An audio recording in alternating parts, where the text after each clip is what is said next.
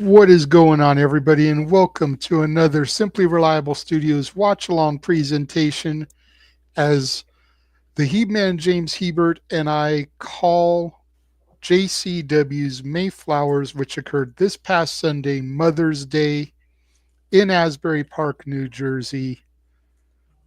How are we doing tonight, James? Tired, but ready to call some wrestling. Definitely. And I realize for a lot of you, NXT is on live right now. Some of y'all may be double fisting it, double dipping. Make sure there's no spoilers posted in the chat for NXT, as I will be getting it in about 3 hours here on the West Coast. Yes. That's why we're doing this now, because James doesn't watch NXT and I have 3 hours to wait. So it doesn't conflict with it for me. This is true. Hooey. And I heard this was quite the card on Sunday, so I'm looking forward to calling it and enjoying it. And luckily, we have a YouTube link, so this will be easy to sync up. Yes. I will watch NXT later anyway. Say fair enough. That's what I'd usually do. I usually watch clips. I'm a clips guy now. I am not. I still watch the entire program, especially for the shows that I care the most about, like my NXT. AKA not SmackDown. No, I still watch SmackDown every week. I don't know how in its entirety. I don't know how anybody can, dude. Oh my god. If I'm being honest, I usually multitask. I'm usually doing something else while it's on in the background. There you go. I see. That way it doesn't have my full and undivided attention, which, to be fair, very little wrestling, unless it's a watch along, has my full and undivided attention. This is true. But I still watch it from start to finish the entirety of the 3 hours. So this is fair. So I sent you the link for the show. Yes. Are you ready? I am ready, good sir. All right, let us hit play in 3. Hold on. Clearly, I'm tired too. Let us hit play on the link in 3, 2, 1, play. Yeah. Copyright notice. And for anybody that wants to watch along with us, the link is in the description across all the channels. Mm-hmm. I'm very much looking forward to the opening segment, as it was announced that there was going to be a tribute to Sabu to start the show. So I'm really looking forward to seeing that. I'm looking forward to it for the wrestler for sure.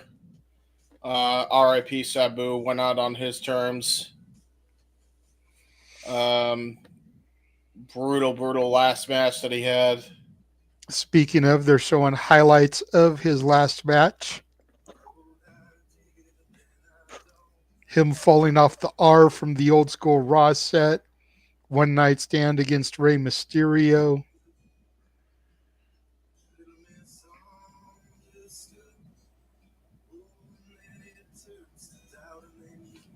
Him and RVD winning the tag titles in ECW.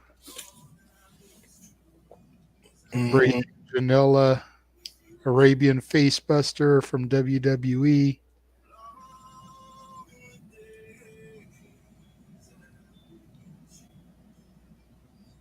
Him and Balor, nice. Oh, I didn't even realize Balor was there for that.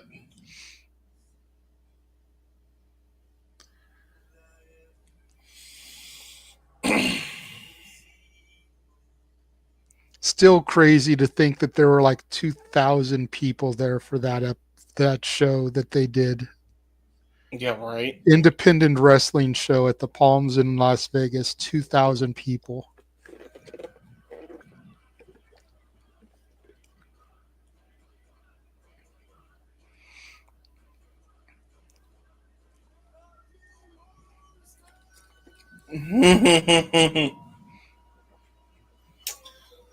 Oh wow! So JCW just has the same GCW ring announcer. Well, they're a joint company, I think. It's like WWE CW. Yeah, I guess It so. was ECW, but under WWE. I think it's the same kind of thing here. Is that in the same arena that? It might be. Yeah, because it feels like it. It feels like the same roof height and everything.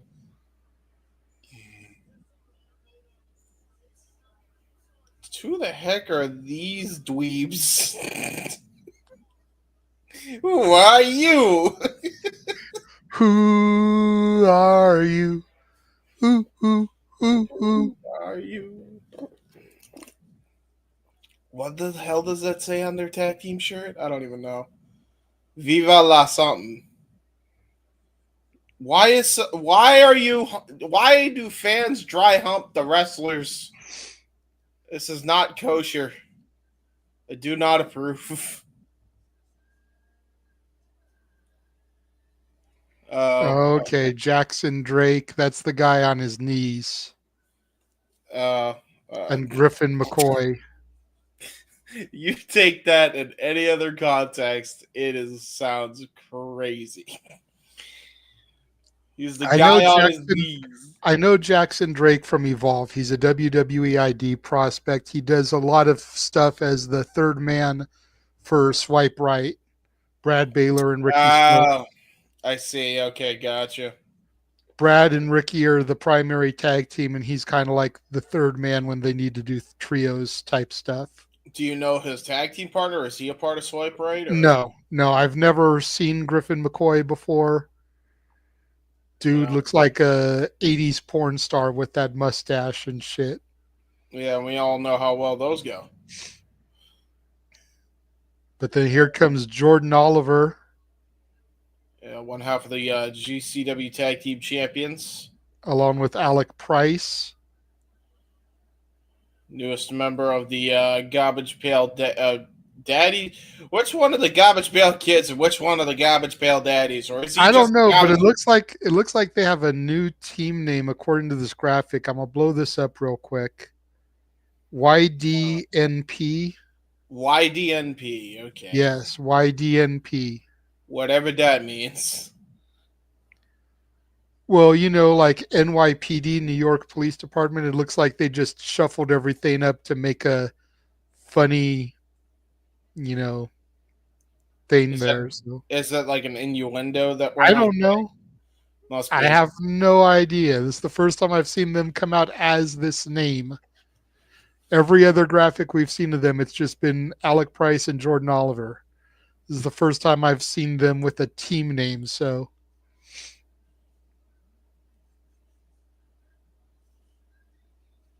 Well, I guess the acronyms will forever be a mystery for the YDNP. I do like that Alex Price is wearing a Celtics jersey, though. I'm happy about that. Larry well, Bird, in fact, they're actually. both wearing green and white. So, at least they're color coordinated. I wonder if they're Boston boys then. Shit. Our ring Uh announcer, who traditionally was having the team angle gear in Vegas, has an OG ECW breaker. Kind of digging that here. Not surprised by that.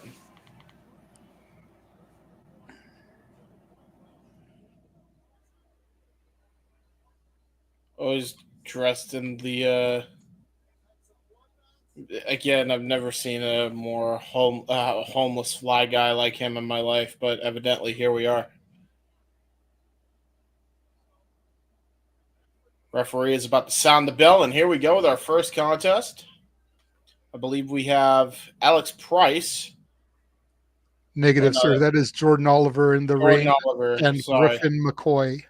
Griffin McCoy and Jordan Oliver. Sorry, still going to get used to these guys. No, it's all good. Jordan Oliver has the long trunks. Alec Price has the short trunks.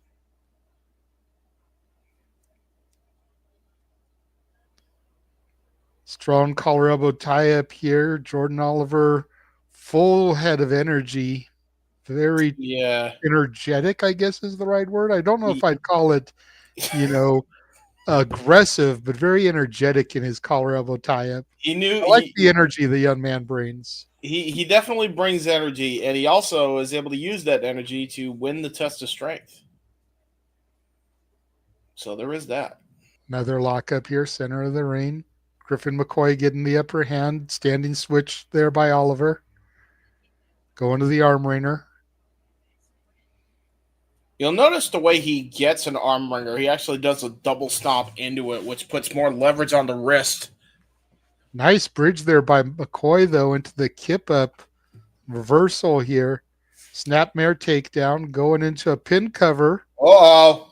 Only a 1 count and a stalemate here in the early goings. Griffin pointing at his imaginary watch, so they assume he's telling him it's our time. Hey, listen, I don't take for your talk, buddy.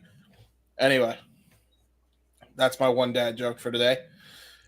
Another collar and elbow tie up by Jordan Oliver. Great fundamentals here by Griffin McCoy. Yeah, very good fundamentals by both, actually.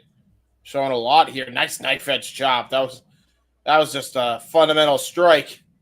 And another one in kind by Jordan Oliver. And now we're just trading chops. Oh, drop kick. Oh, right to the chest. Oh, that was a vicious. I don't even know if it was to the chest or right to the ribs, but either way, Jordan Oliver's drop kick effective.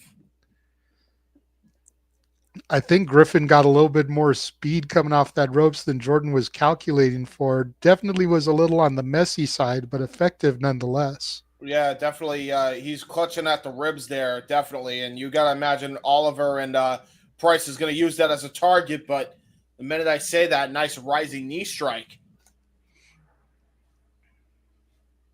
Heels now. Well, I don't know who's the heels or the baby faces, but I assume the designated heels of this match at least, isolating in their corner here. Poor Jordan Oliver desperately needing to make a tag here.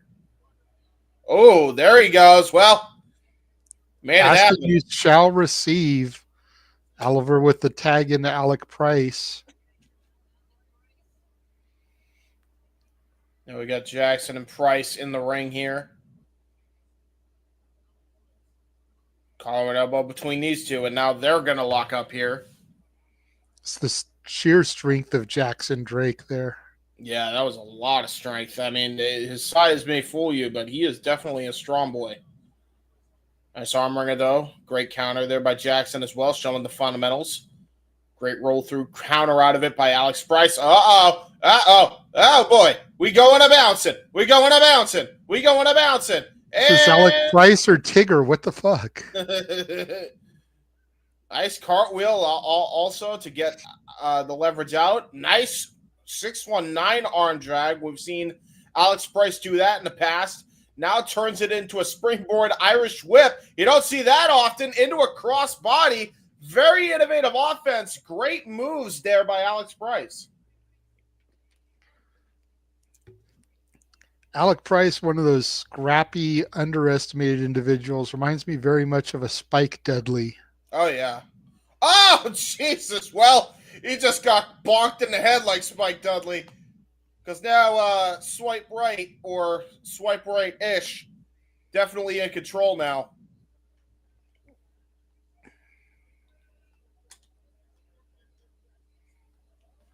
Uh-oh. Well, the minute I say that, the baby faces are like, nah, fuck that. Mm-hmm. Double Irish whip. It looks like we're going double for a clothesline. Double clothesline. One for the pants, one for the shirt. Ooh, good combination offense here by the new YDNP. Griffin McCoy chilling out in the corner, leaving Drake to take the majority of the beating here. Nice punch to the gut, into a Faymaster, into a low drop kick. And the new tag team champions showing they are absolutely cohesive. Yeah, no question. They haven't even had these titles for a full month yet, James, and they already look like they've been working together for years. probably because they have either against each other or training with each other in the past. But nice there by Griffin McCoy, dropping the top rope down, allowing Jackson Drake to toss poor Jordan Oliver into the ring post.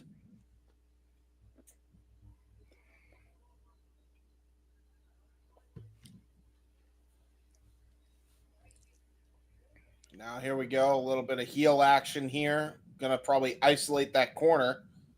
Not that there's much to isolate. They basically have the whole ring isolated thanks to their dirty antics. Nice back suplex by Griffin McCoy. I'm curious what happened to Jackson Drake. You can see the heavy kinesio tape on his right shoulder there. Yeah, that's a good point.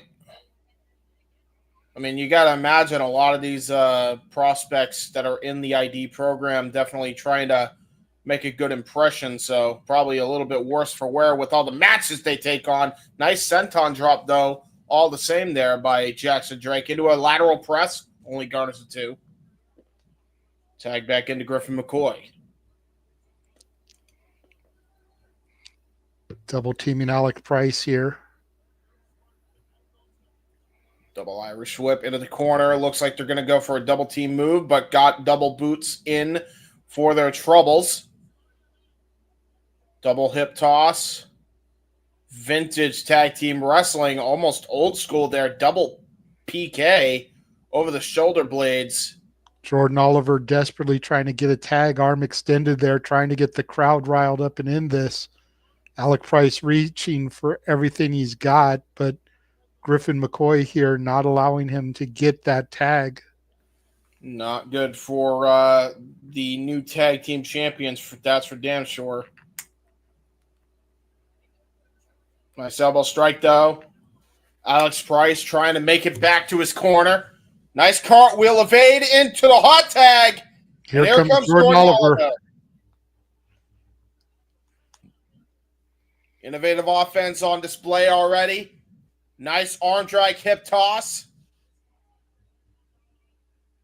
Jordan Oliver now setting his attentions to the new guy, Griffin McCoy. Nice elbow drop counter out of the air from whatever McCoy was trying to implement there. Nice super kick onto Drake. Jordan Oliver on fire, but just got snuffed out with his super kick for all of his troubles here. Oh, into the face buster. Great catch out of the Tierras attempt. Now hooked to both legs and only garners a 2 still. Almost like a reverse X Factor there. Instead of grabbing him by the face and dropping him, he dropped him by the legs. Yes, yes. Uh-oh. Alex Price takes a suplex there on the hardest part of the ring apron. Yep. Jordan Oliver and Jackson Drake still fighting the two legal men in the ring here. Yeah, and I don't think he realizes that his partner is nowhere to be found either. Now he does. Uh-oh.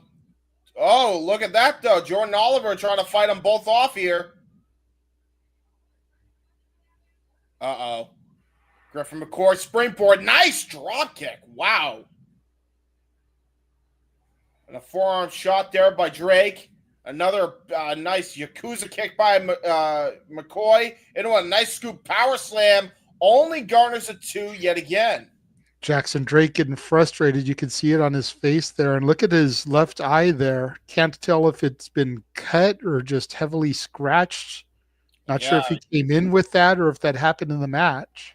Yeah, no doubt about it. I mean, he's definitely got a shiner for sure.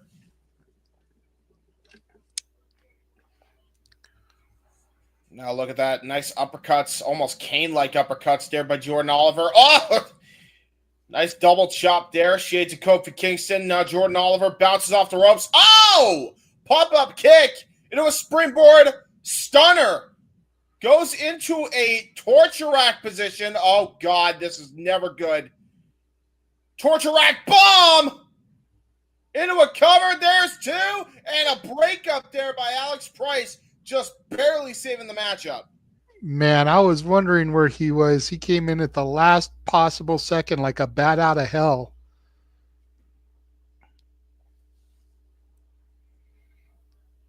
Both teams showing great displays of tag team wrestling here. Tag team synergy between both of them.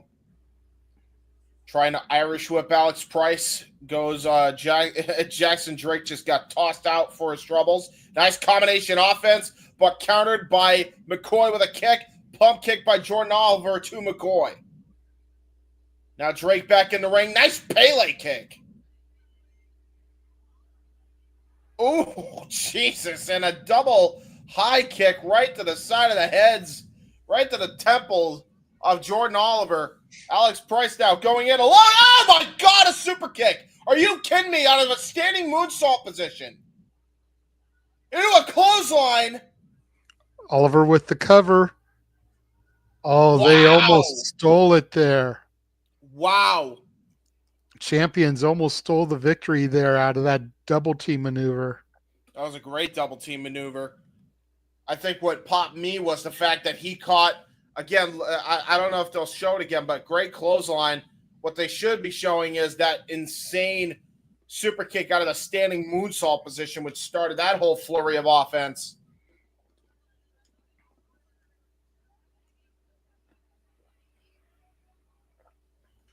Oh, my Lord, that was a vicious shot there by Jordan Oliver. Both guys are definitely worse for wear here in the later stage of the matchup here. Nice knife edge chop. And another one. And a third. Whoo, boy. Griffin McCoy now firing back here. Ooh. Nice Van Dam combination there, but into a jackknife cover. Ooh, got turned around though. Ooh, we're getting spicy now. It's anybody's ball game. Ooh, tried to go for a tag. Gets the tag to Alex Price now. Now the heel's going to have to rechange their strategy as Alex Price is the fresher man of the two here. Nice single leg stomp. Jesus Christ. I thought he almost broke his own leg. Whoa! Single leg springboard backflip into a hurricanrana. Ducks the clothesline. Jesus Christ. Into that springboard blockbuster. We've seen him pull that off multiple times now. Jesus Christ. The head of steam. Taking the skies, Air Price.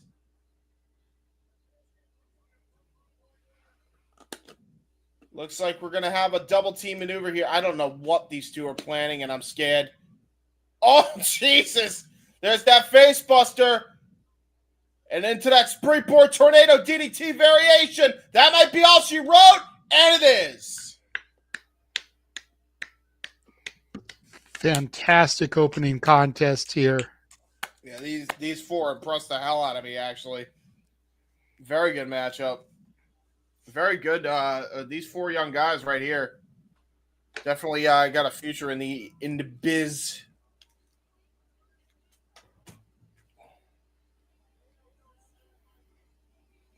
Very, very good. That was an insane opener. I'm really digging Jordan Oliver. Mm-hmm. I'm digging Jordan Oliver and Alex Price. Alex Price impresses the shit out of me every time I see him.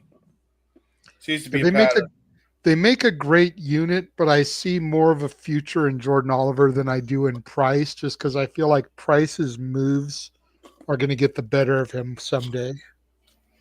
Yeah, he's definitely like Oliver's a little bit more rotation. grounded. Yeah, one wrong rotation, and he could be having a serious injury. You're not wrong. Going back here to crazy, scary, spooky, hilarious 2 weeks ago in LA, Atticus Cogar and Sam Stackhouse. Yep. It was something. Sam Stackhouse knows how to get injured and doesn't seem to care, except for when it's from his best friend.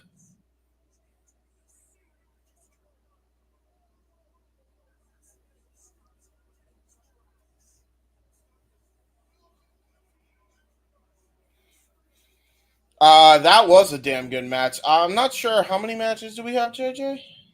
I believe there's either 7 or 8. Yeah, the sweet spot usually. Oh my god.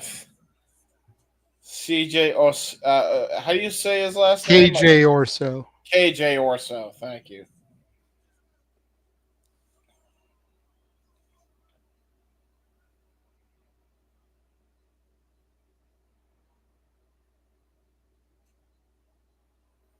Oh my god.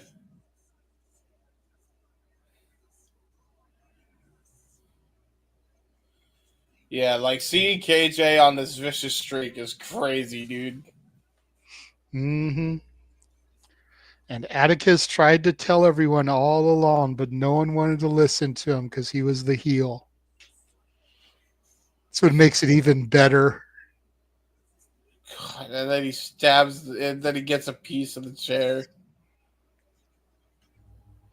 God damn, no!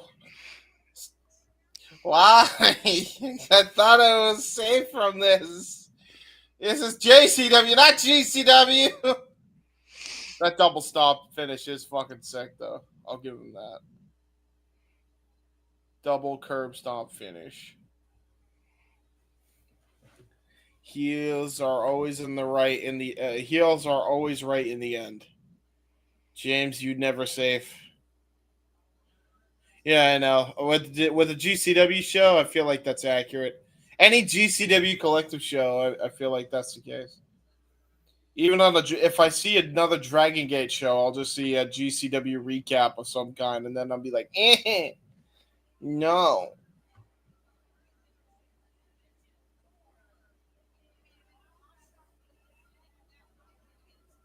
Oh boy.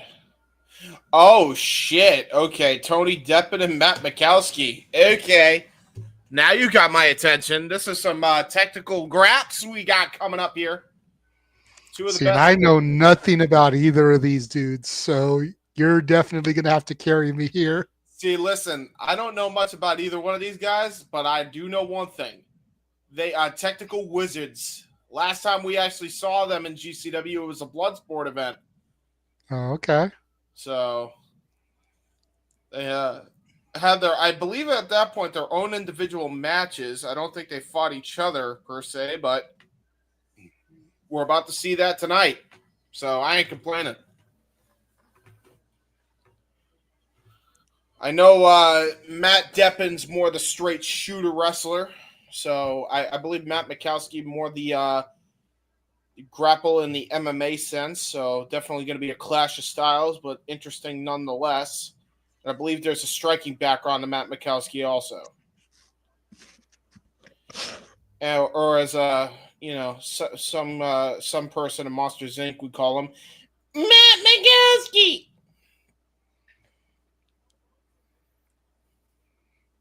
If you get that reference, you like Monsters Inc., and I approve. Well, of course I get it. Come on now. Who are you talking to? I know you do. I'm talking to the general public. Matt Makowski. Matt Makowski. I'm always watching you, Makowski. Don't forget to submit your paperwork. Don't forget to submit your paperwork, Makowski. Why are you at my door, Makowski? And here we go. Ooh, nice. Damn, the female referee looking. Easy there, Tiger. Rawr. Anyway, bell rings. We're underway. She can ring my bell any day of the week. Anyway. Here we go. Tony Depp. Why is Tony Deppen wearing a shirt? How dare you? Show some respect for yourself. Actually, no, that's smart. Actually, why do more wrestlers that are technical not wear shirts when they have the option to more often? Because that's actually brilliant, because then you can't get grappled. Tony Deppen just sliding around the ring looking for the lockup here. There we go. Nice. This is just some mat wrestling clinic stuff here between them both. You can definitely tell Tony Deppen definitely outclassing Matt Makowski in the mat game department. We'll see how his jiu-jitsu background comes into play here. Oh, wow, look at this now. Tony Deppen with an octopus stretch. Jesus. Has it cinched in deep. Nice Yeah, switch there by Matt Mako. Matt Mako. I'm calling him Makowski. The announcer announced him as Mako. The graphics said Mako on the screen. But his name is Makowski. You do you, James. Matt Makowski now getting arm ringered. Tony Deppen still trying to hold on to wrist control. Nice breakout there by Matt. And now look at that. Oh, wow. Got him in a sleeper hold. Got him in a Gucci Katami. Tony Deppen just smiling like he's enjoying it. A little bit. You sick fuck. You sick fuck. Oh, look at the way he was able to get him in his own sleeper, though. Oh, look at that, though. Brett roll through escape. Irish whip there by Tony Deppen. Nice up and over there by Matt Makowski. Tries to go for a nice right. Tony Deppen now coming in, trying to go for a low rope arm drag. And now into a cross arm breaker. Brilliant by Matt.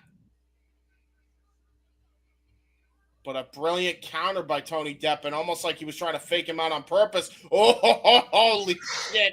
Almost got his head kicked off for his troubles.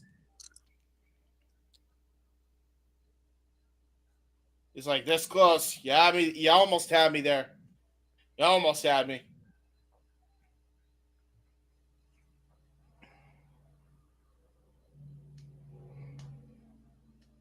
I think we're just about to go into a striking contest. Oh! Matt Mako just pushing Tony Deppen down. Tony taking his shirt off now. Now it's time to get serious. Now it's time to get serial. We're forearm striking. Oh, no. By the way, I don't care what anybody wants to say. Oh, the forearms look fake. They're not fake. Those sons bitches hurt. Yes, they do. Nice boxing combination here by Tony Deppen, trying to go for a backhand right afterwards. And there's that karate expertise, the striking ability of Matt Makowski, trying to go for a PK to follow up. But Tony Deppen wisely rolling to the outside of the ring, possibly regaining some composure, rethinking his strategy before he goes back into the ring.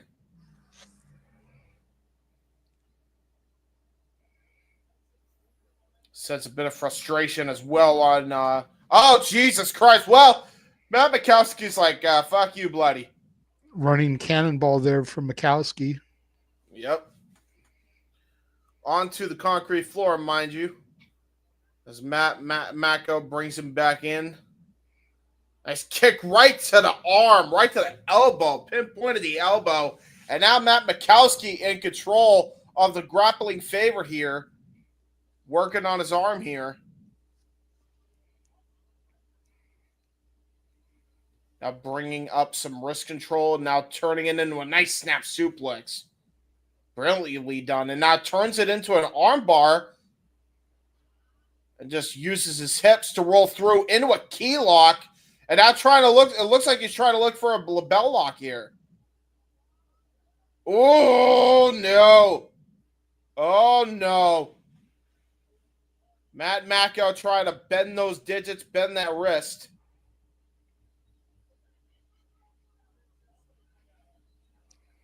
Tony Deppen just, Jesus. Wow. Driving forearm strike. Wow, dude. He was just beating the shit out of poor Mako. Oh, Lord.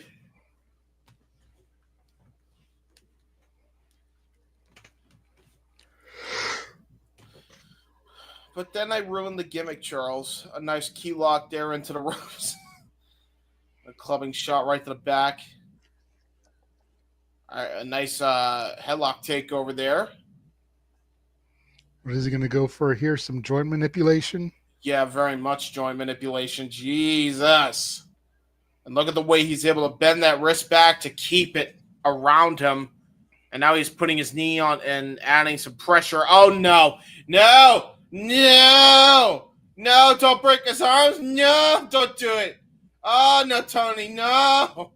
Oh, God. That's how you separate the shoulders. Gotta keep them separated.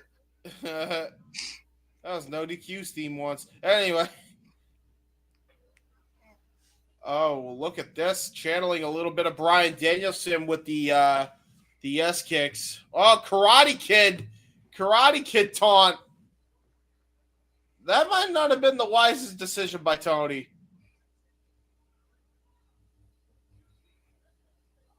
And there's some of that fighting spirit coming into play. Ooh, what a spinning back elbow. Shades of Andrade with that spinning elbow. Into a rolling Sullivan and a nice butterfly suplex by Makowski. Looks like he's setting up for it here. Nice spinning wheel kick. Shades of Owen Hart, the blue blazer, into a cover to the outside leg and only going as a 2 count. Wow. That was brilliant. I really was not expecting an Owen Hart like spinning wheel kick. Oh, God. What the hell?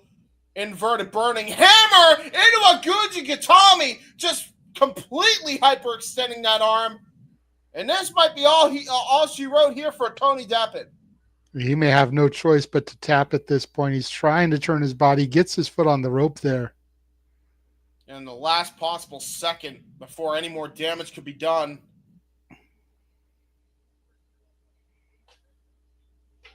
Ring awareness is definitely in the strong suit for both these guys.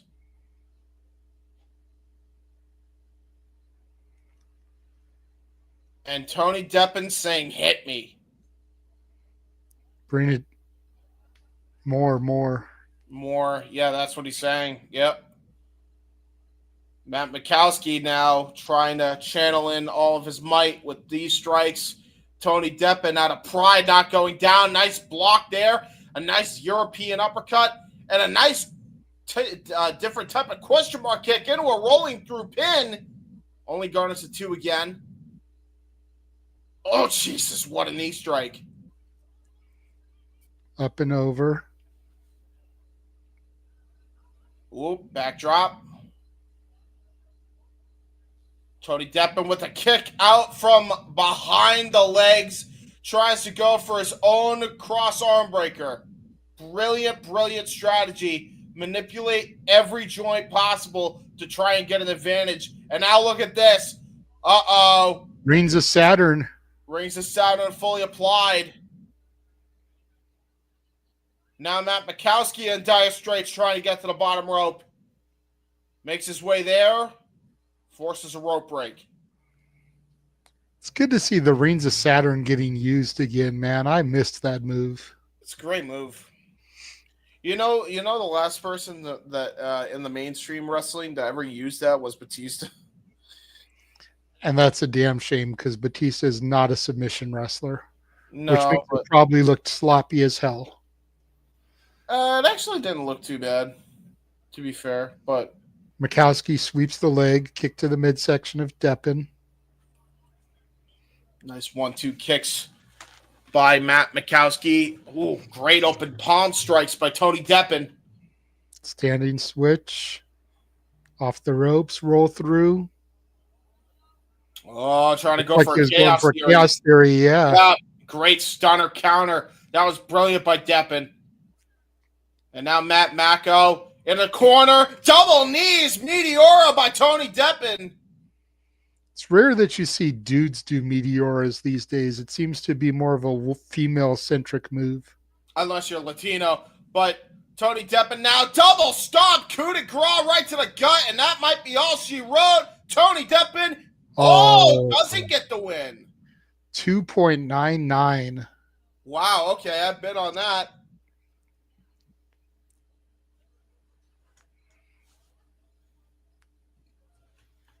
Tony Deppen and Matt Makowski showing why they're two of the top prospects on the Indies right now. This might be a bold statement, but it's going to take a lot to top this match here tonight. Yeah, dude. They're pulling a Shawn Michaels, Razor Ramon right now. Nice forearm strike there by Matt Mako. Shot right to the kidney. Trying to bring him down with the top rope maneuver. Oh! Tony Deppen blew a booger in the face of Matt Makowski. Matt Makowski. Oh, no. And now it looks like he's going to try to go for a suplex to the outside or a brainbuster from the top. Not sure which. Either one can't be good, but it do not matter. Matt Makowski turns it into a suplex into the ring.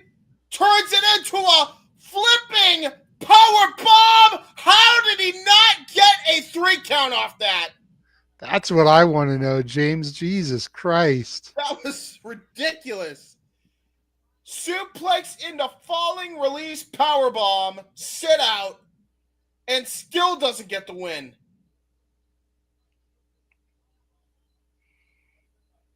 Both men throwing everything they can at each other here.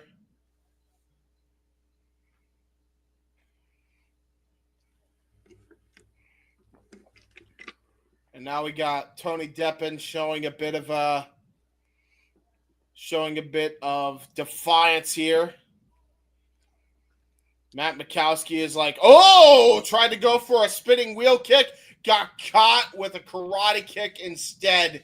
And now Deppen is staggered legged into a cover. There's 2, still kicking out. And now I think he's going to go for the submission. This might be all it wrote. Oh, wait a minute. Up kicks. Deppen fighting out here.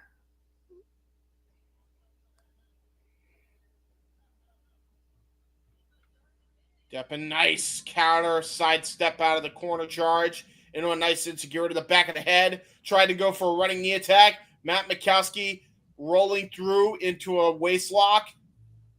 Oh, brilliant cover! Brilliant cover! Oh, but Tony Deppen with the shoulders up. Oh, but look at this!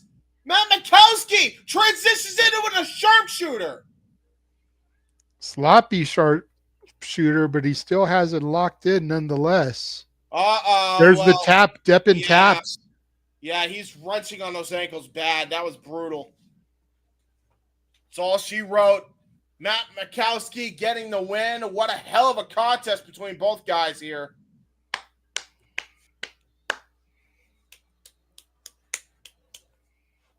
Very well done. Very good match.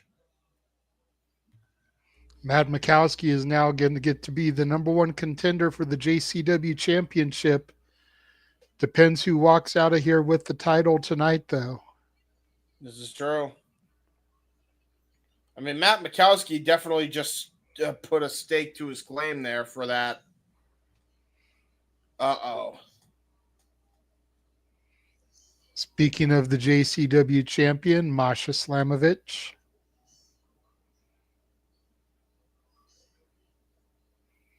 What the fuck is this?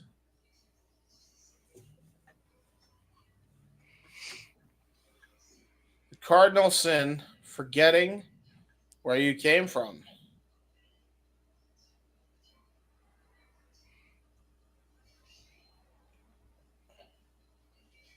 When you betray someone with a long memory and great means, your head shall permanently live on a swivel. Uh-oh, that's Killer Kelly. You took something from me.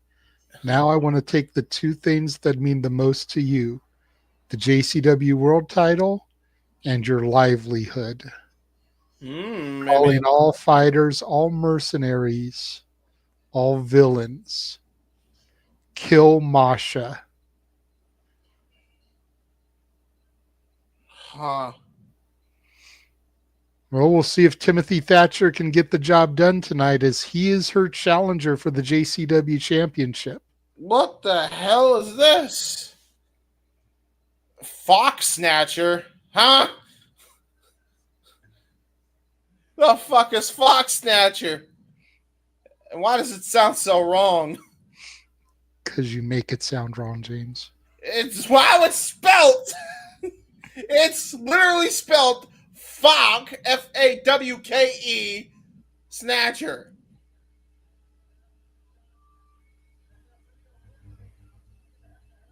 Oh my. Hello. Who are you?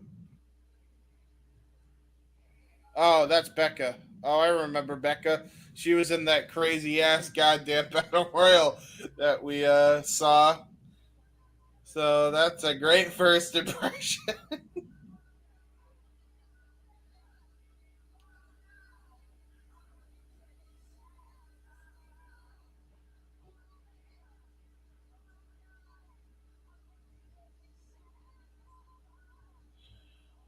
Yeah, don't quit your day job, Becca. Which is pro wrestling, apparently. Oh, there's a little screamo there. Screamo.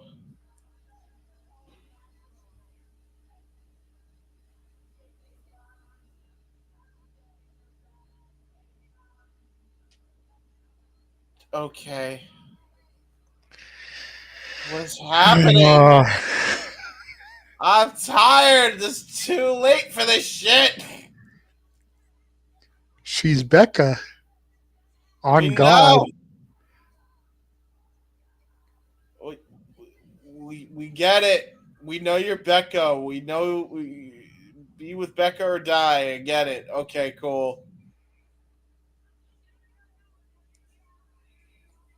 Yay! Somebody had the courtesy to interrupt. Oh, who did? Zayda Steel. Hello, Zayda. Where am I? Everybody looks looking fine in this matchup. Well, almost everybody. There's the referee. Who's the heel, though? That's what I want to know. I assume not Becca because Becca homegrown and Zeta Steel WWE ID. So I Well, think but we know who. people were booing Becca and her performance. Oh, And Zayda Steel is that, hot chick that you have no chance with. So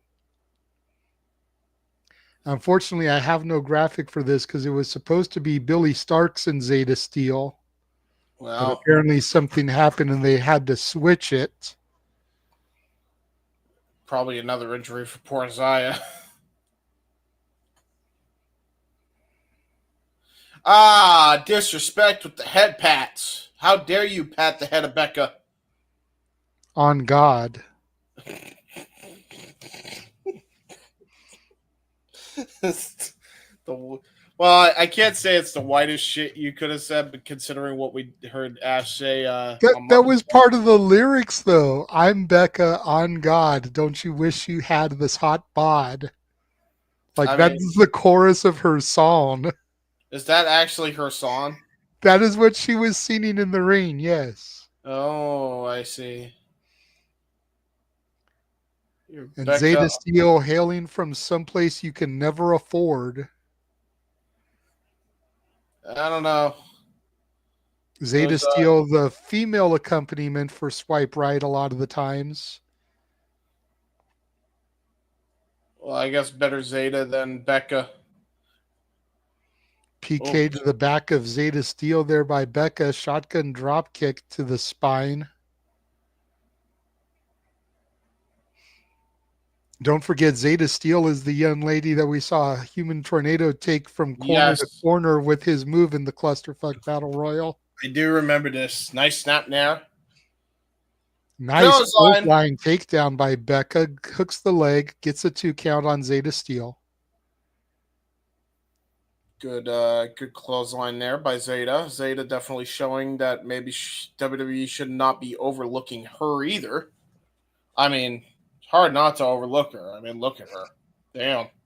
Oh no, Zayda Steel is definitely going to be one to go far in the WWE system. She definitely has the look that I think that. WWE is known for.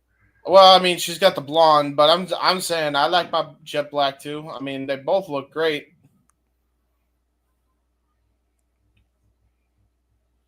Now they're beating the shit out of each other. Ah, no! Knife edge chop while she's hung over on the truss that's supporting the arena. No. That's how we have a fire hazard. That I'm thing sure collapsed. she We're is all hungover. a little bit. I'm tired, hungover. There's a difference. Lum blower. Code That's my. breaker. Oh yeah, Trey breaker. Yeah, because Trey McGill.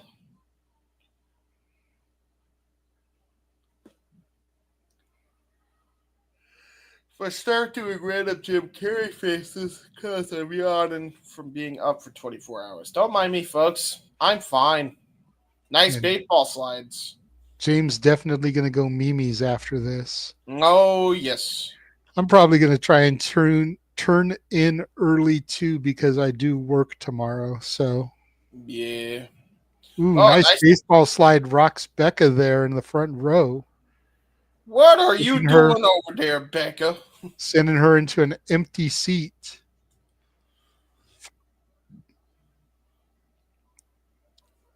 Apparently, Oof. the sign Chop of her to the look. titty. Chop to the titty. Yeah. Makes Zayda Steele stumble into another empty seat. Apparently not a sellout crowd here. Well, yeah, it wasn't Some gonna be open that seats guy, there. but well, I mean, to be fair, it could just be chairs for the cameraman to sit. That's fair. I just was making a haha. Not sold out because cameramen need places to sit. That's No, but my as we can see from that camera angle, there's actually people on the hard camera side. Like 100. some companies. Nice kick right to the gut, by the way. That was brutal. Poor Zayda Steele not going to be able to have babies after that one. Nice kick out, though. Uh-oh. Crossface. Walking the crossface there. Might be all she wrote. Poor Becca.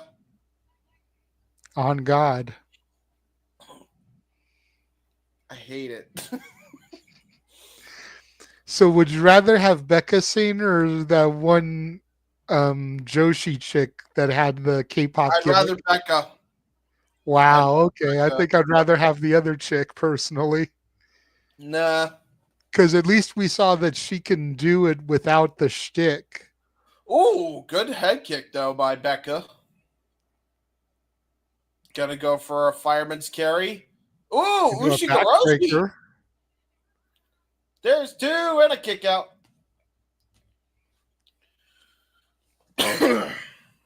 Oh my God. Becca The got extension legs. that Becca got there on that super kick. Yeah, Becca got legs and she knows how to use them. And in this case, using them is kicking people in the fucking face. Not the fucking face. Oh, yeah, absolutely the fucking face. And now, elbow strike right to Becca's fucking face. And now, there's a schoolgirl. Oh! Oh! Hey, Feet on the ropes. No! Zayda Steele stole one here. Zayda Steele, no! Heel shenanigans, win again! Win if you can, lose if you must, but always cheat. Becca taking it back in the ring.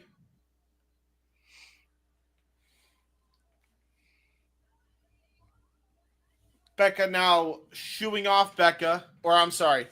I'm tired. Zayda Steele. Becca shooing off Becca. Wow.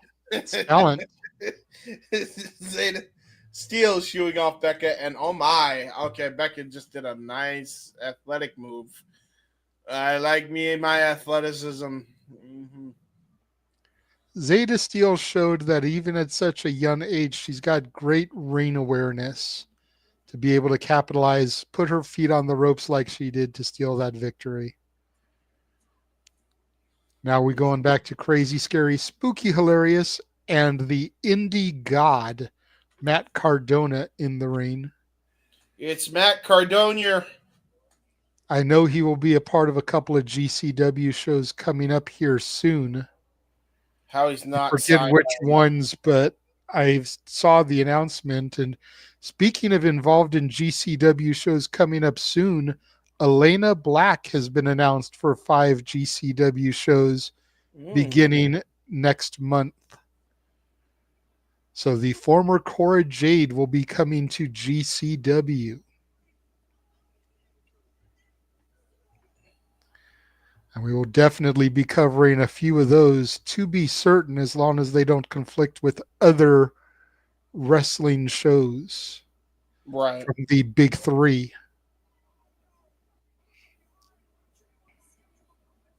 I forgot Mance Warner is now with Matt Cardona because of Steph Delandra, who's friends with Matt Cardona.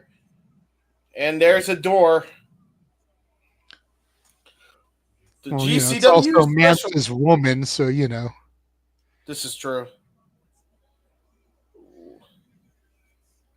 GCW, home of the door.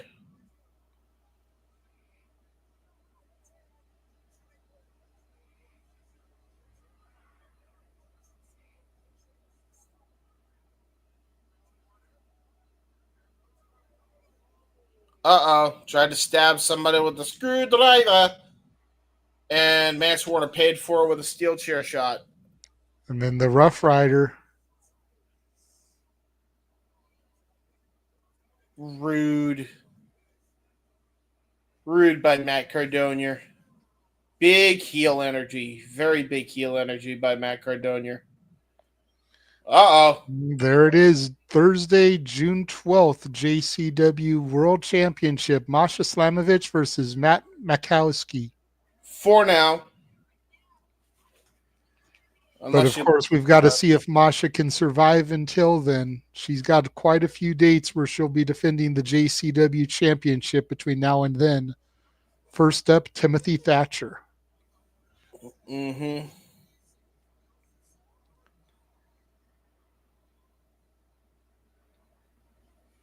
Next contest scheduled for one fall. One fall.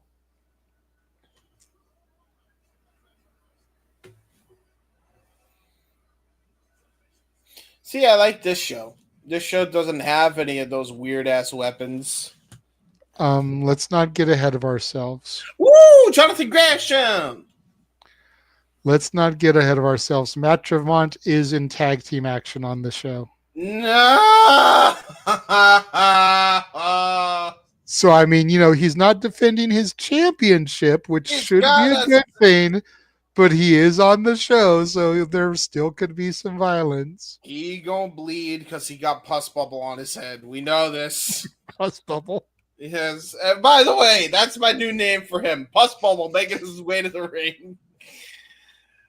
By the way, you guys think John Moxley bleeds a lot. Have you seen Matt Tremont? Jesus Christ. Holy shit. I have. I've done the shows with you. Yeah, it's very gross. I don't like it. Makes me feel icky. And here comes Charles Mason, Gresham's opponent for the evening. Ha! I am like Charles Manson, except I'm a wrestler and had to remove the N out of the name. Do you get my gimmick? And I'm wearing a pink tie because this dude about to have some Mayday.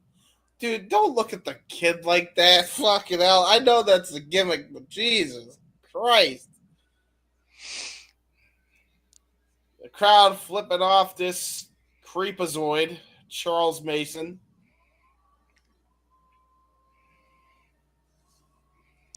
I've only seen Mason once or twice, but if I remember correctly, he's actually a hell of a technician. Do not be fooled by the gimmick and the wardrobe. Oh, I'm sure he's great. I mean, look at who they put him in the ring with. They're not going to give him Jonathan Gresham if he's a slouch. That's fair. That's also very fair. I mean, the last time that there was anybody that was perceiving to be a slouch, Tony Khan got an earful, so we know that for a fact. Referee calls for the bell. My favorite referee. Gee, I wonder why. James wants to snap that ginger. Mm-hmm. I want to slap into that, Slim Jim. Ooh, yeah. Dig it. Dig it. Hong Konaga hoops.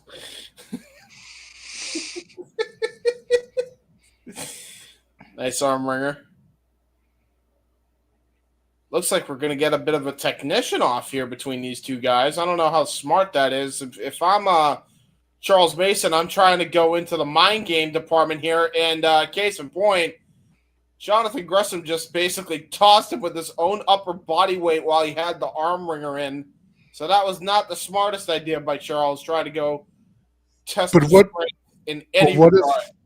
But what if the mind game for Mason was to try to out wrestle Gresham?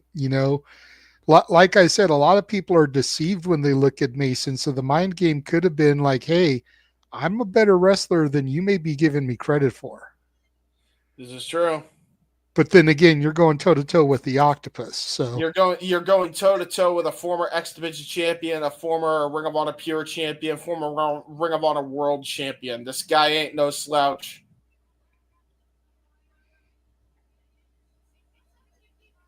Why are you licking your fingers? tastes blood and he likes it. He's weird. Why is there so many freaks? God damn it, GCW. Why do you have so many freaks employed? Nice hurricanrana by James, where did wrestling begin? Carnies. Yeah. Sure. So why are there so many freaks in GCW? Taking it back to the old school, the carnival roots. It's one of the things that I'm really kind of getting into here with GCW is their attention to characters. They may not be the greatest characters, but it's attention to character work. This is true. Nice kick to the leg and then a nice drop kick to follow up, though, by Gresham. And because it's the indies, they're not corporate characters. It's an extension of what the talent wants to do. This is true.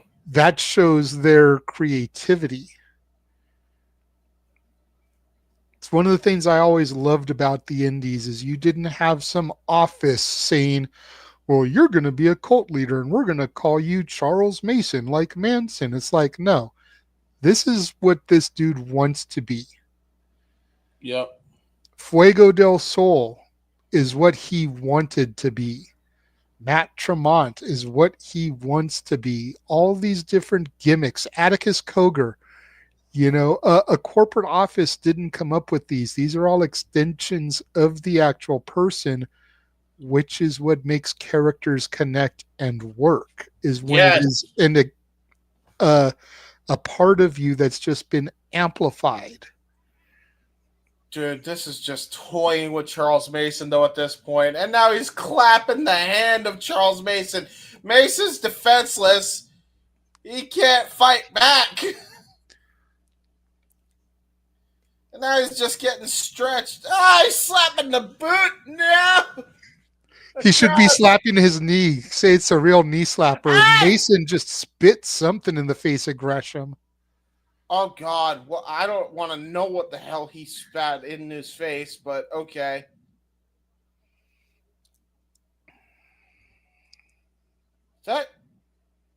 Wait a fucking minute. Did he spit some sort of like chloroform in his face? I don't know. I didn't see what he had that he could have put in his mouth, but it was definitely something. Doesn't seem to have affected Gresham too much. Gresham's still dominant here. Excuse you. Excuse me.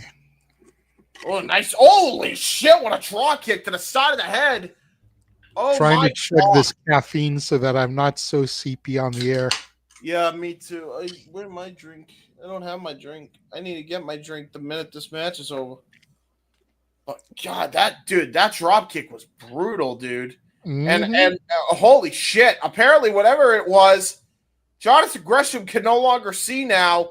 And look at this, Charles Mason taking full advantage, which is kind of ironic when you think about it, because when Jonathan Gresham had his last run in TNA, he really was leaning into the octopus with the black ink blinding his opponents, and now Gresham has been blinded by this substance that Mason spewed. Jesus, just stomping him into the middle rope. I told you, man, Mason is not a slouch. Don't be fooled by Mason. Oh, Now Gresham accidentally going after the hey, referee here. leave her alone. She's doing her job and she's doing it well. Nice drop kick. Great sell job there by Gresham. Right to the pec. Gresham is one of those guys who I feel like he gets flowers, but I don't think he's appreciated to the level that he should be. Yeah, I agree with that. Oh, grind line by Charles Mason, and then just tosses him into the bottom, middle rope, rather, and now finally gets that back suplex on Gresham. It's one of those where if you know, he's respected, but if you don't know, you're absolutely clueless. Nice I cover feel there. like that's the best way you could describe Gresham. Brilliant way to get out of that pinning predicament, though, by Jonathan Gresham. You'll notice he used his head and neck to alleviate using any more energy than he has to kick out of that pin attempt. Now Mason going for the sleeper here. Yeah, makes sense.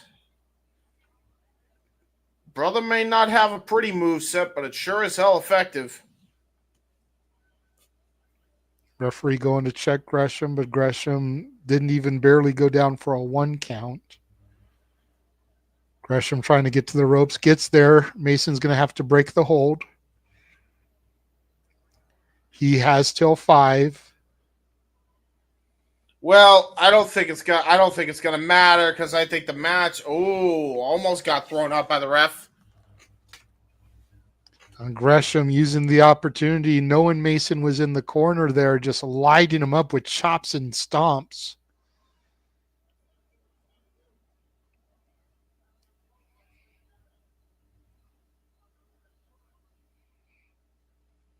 Yeah, this is not looking good, man. This is not looking good for Jonathan Gresham, even while he has him. And now he's trying to choke him. I don't think it's going to matter too much because he's still blinded by whatever substance got in his eye. Blinded by the light. And now he's asking the referee for some water so he can pour it into his face. Charles Mason, having none of it, just tosses Gresham into the post.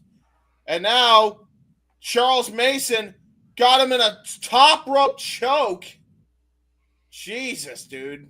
He's got Gresham dangling there, man. This is not the 1930s of the Mid-South. Wow, dude. Mason rising up to a full vertical base. Double stomp to the back of Gresham's head and neck there. Well, I think I knew who KJ Orso is looking at. And it very well might be this man. Maybe a potential tag team. They would work good together, honestly. Yeah, to be honest, with both of them, with KJ just turning heel. Oh they no, have similar facial features too. Like they could pass as like brothers or cousins. Gresham has been unblinded now. Oh no, it's on now. Oh no! Oh! He just punched him in the Adam's apple into a schoolboy roll up by Gresham. And only goes to 2. Another schoolboy roll up. I think he just choked him with his own tie, actually. Yeah, I was going to say, I don't think he punched him. I think he grabbed the tie and then pulled it so that the knot went up into the Adam's apple. Nice bridging pin attempt there. Still only a 2 count. Gresham is on fire here now that he's had whatever that liquid was washed out of his eyes. Yeah, you ain't kidding. Nice arm wringer there by Jonathan Gresham. Nice kick right to the point of the elbow. Brutal.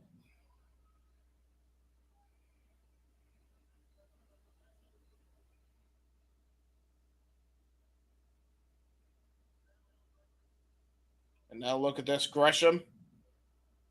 But the guy try and go for a German here on Charles Mason, who tried to blind him in this matchup. Going to try to deliver the pain here.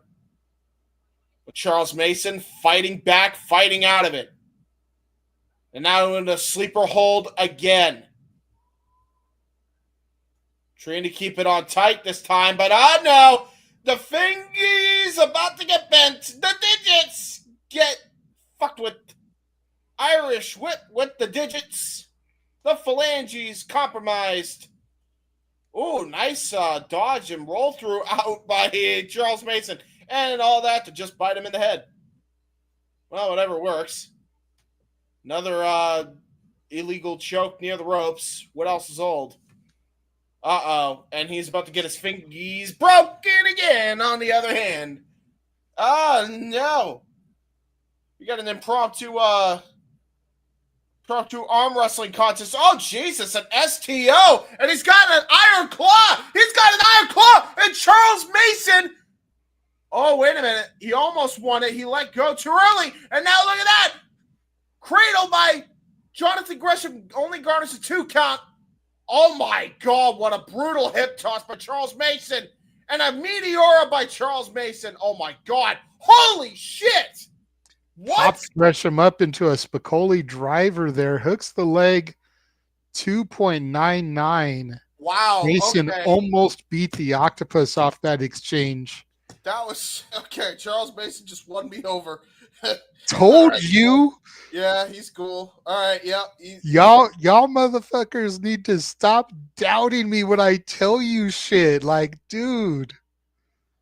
Oh no. Oh no. What is this? Fish hook, maybe? No. Don't do what I think you're gonna do. No, please don't Gresham do what I trying to block it. Oh! Bump, standing switch. Oh! Broke the fingy. Oh, but still got that Cobra clutch in. Man, this is crazy how evenly matched these two are. Mm-hmm. Now look at this, Jonathan Gresham. Try to go for something. Ooh, nice leg trip. And now there it is. Ankle lock. It's done. It's done. All Jonathan Gresham has to do now is possibly grapevine this. And it's going to be all she wrote for Charles Mason. Don't know. Look at that. The long legs able to kick Gresham off him. Yeah, and able to push him into the ring or outside of the ring. And now low blow with the bottom rope. Kicks the cable right in his testicles. Right in the Greshams. Mason grabbing some water now.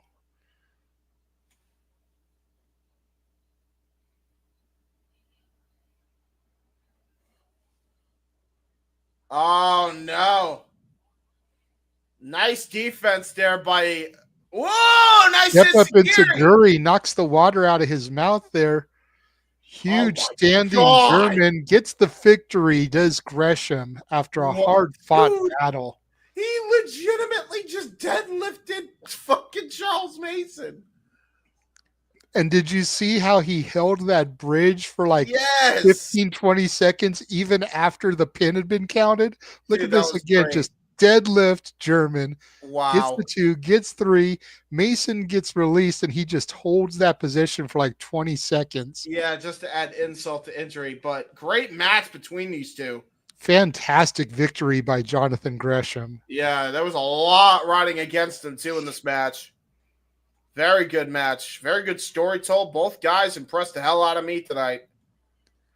And I think the next time GCW comes to town, I got to find a way to go. These guys are impressing the hell out of me. Yeah, they have a lot of great. And yes, I realize this is a JCW show for the people that want to be sticklers at home, but it's all cross promotion. It's GCW talent. Like, we see a lot of these guys on their shows also. So yeah, if I go to a GCW show, I'm probably going to see at least 50% of these people. Now let's just hope that they don't book another old man and then try to, maybe a little bit too insistent on him coming back like they did the last time. Please, guys, let's not do that again. Glad he got his moment. Courtesy of WXW. I do know we have a WXW championship match coming up, so we may be getting ready for that. Yes, that man, the one called Manders, won that tournament, actually. Yes, and he's going to be taking on somebody you're very familiar with, James Filthy Tom Lawlor. Filthy bro. Well, I am going to take this opportunity while they run an ad to get me drinky so I don't pass the fuck out here. In my seat.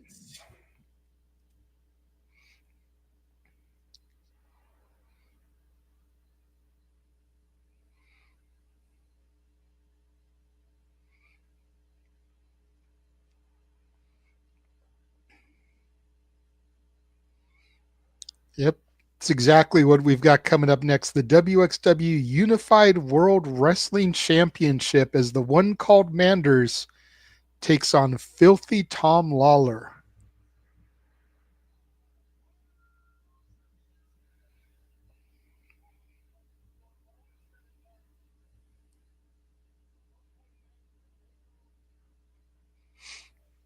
Here comes Filthy Tom Lawlor coming to the ring first of all.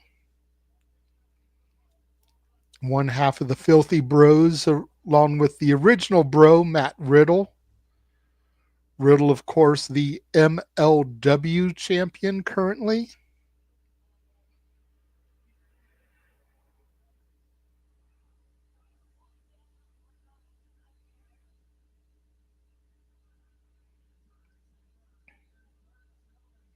And we'll be seeing Matt Riddle this weekend when we cover House of Glory Waging War, which occurred last Friday, as he Yes. takes on the Crown Jewel champion Zilla Fatu. The other Filthy Bro will be in action for that one. Should be an interesting matchup there. I'm looking forward to that show, dude. As soon as I found out that Indy Hartwell versus Miyu Yamashita was going to be for the championship, I became even more invested in that show. Yep. I'm curious what happened as far as Megan Bain goes, though, to why they had to strip her.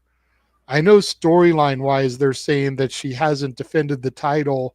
I'm curious if it goes deeper than that with the potential Tony Khan JD from NY controversy, and Yeah.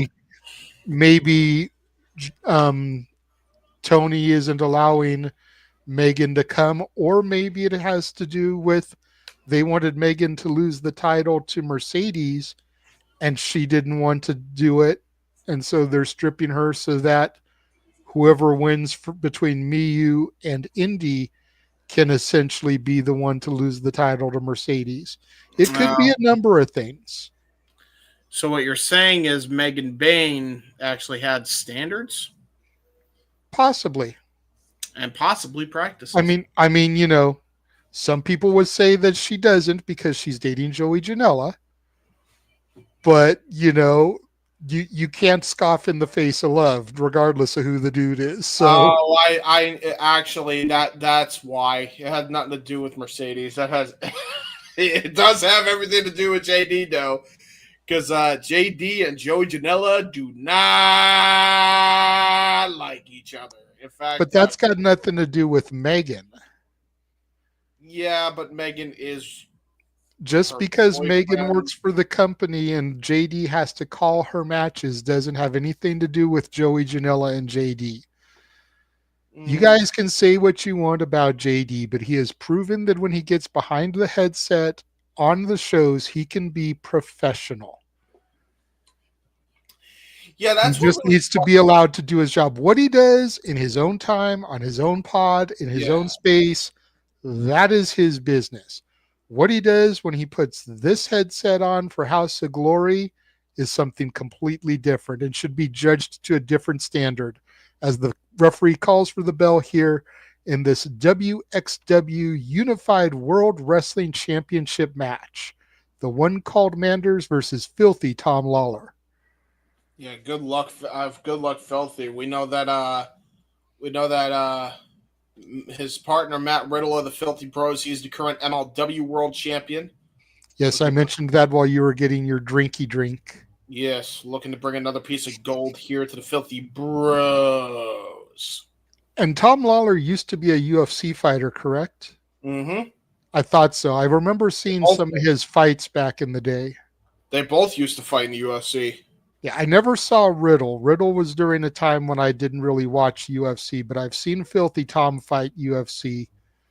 When about did he make the transition from UFC to professional wrestling? It wasn't that long ago. He's actually, which is hilarious, by the way. The last 5 years? Yeah, you're singing his praises, I assume you're about to do.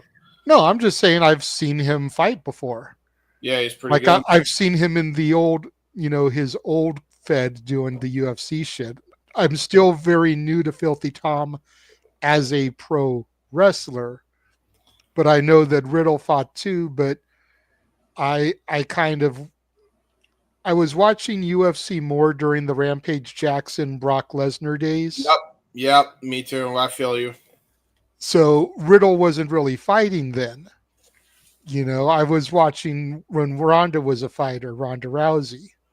Well, I will tell you that your boy here, Tom Lawlor, that you do not know, did manage two of your other boys from SoCal, the West Coast Wrecking Crew, for a period of time, calling themselves Team Filthy, Jarrell Nelson and Royce Isaacs. He Okay. actually managed them for a while. So we got some histories with a lot of those guys from, I believe, Tacoma, Washington, which means he is also friends with Brian Alvarez. So that's a weird ass nightmare blunt rotation there. Anyway, Filthy Tom with an interesting fighting stance. yeah. Well, I mean, you got an MMA fighter taking on a street fighter, basically, and that's exactly what won Manders the WXW Unified Championship in the first place. And now it looks like we're just gonna have a Pier 6 brawl here in Jersey Championship Wrestling tonight. And I expect nothing less from these two when it comes right down to it. Manders, I'm still getting familiar with as well. The one called Manders. I feel like the one called Manders is a situation like a pimp named Slickback. You have to say the whole name. You can't just call him Slickback. You can't just call him Manders. It's like a Tribe Called Quest gimmick. If you've ever seen that episode of the Boondocks, you say the whole name. Or the one called Manders. Or you can abbreviate it and call him OCM. No. OCM sounds pretty cool. But that would be copyrighted first week because Aaron Riff did call Leatherface that and no DQ CAW. So unfortunately that is taken. Now you got to be a Boondocks watcher to get the joke.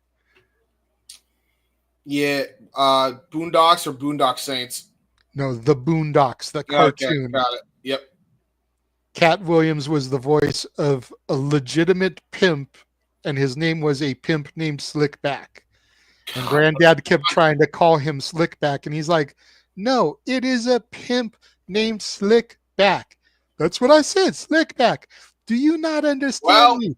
A pimp named Slickback. It's like a Tribe Called Quest. You say the whole thing. Poor Manders is just getting, as we're joking around here, poor Manders is just getting his clock cleaned by Tom Lawlor. If the five of you that are watching this know what I'm talking about, acknowledge that you get a pimp named Slickback. Please, because James clearly doesn't get it. I do not. I do know Boondock Saints, but I do not know a pimp named Slickback from Boondocks. No. See if I can find the episode for you somewhere so you can watch the whole episode. All right, Charles has given me a damn it, James, so I think he gets it. And there's the one called Manders with a brutal chop over the shoulder there to Filthy Tom. And the referee trying to admonish both guys here. Good luck with these two. It ain't happening. That is definitely not happening.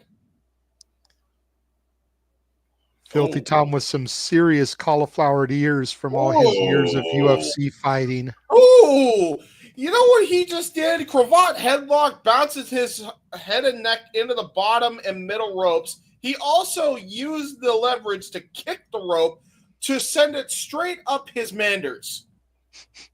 His one called Manders. His one's called Manders. Here, let's take a look at it again.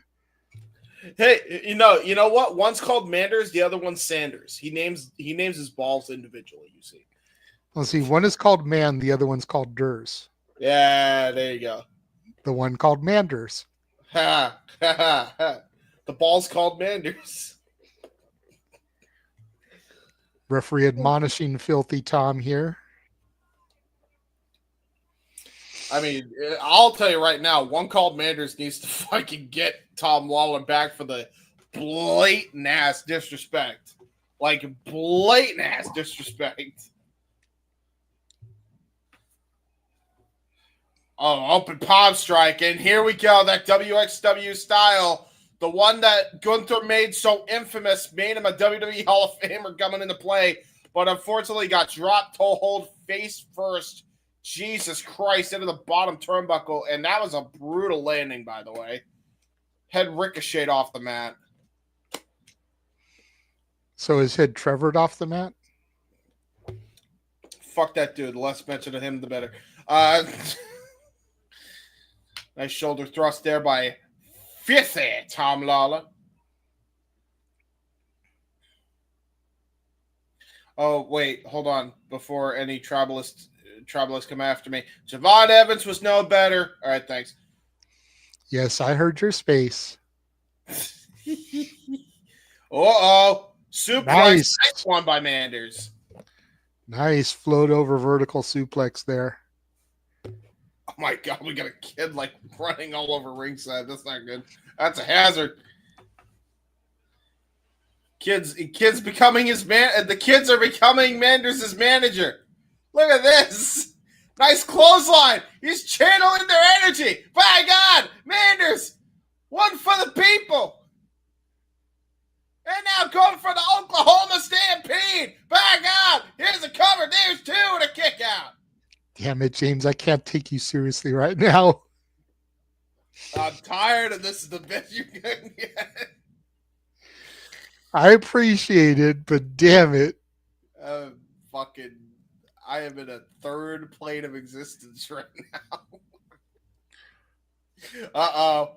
Manders charging up the Lariato Stan Hansen style, but got caught with a discus punch and a nice single knee codebreaker into a pump kick and now into a Guji Gatami. That was brilliant. Okay. I may be in a third plane of existence, but I can admit that shit was impressive.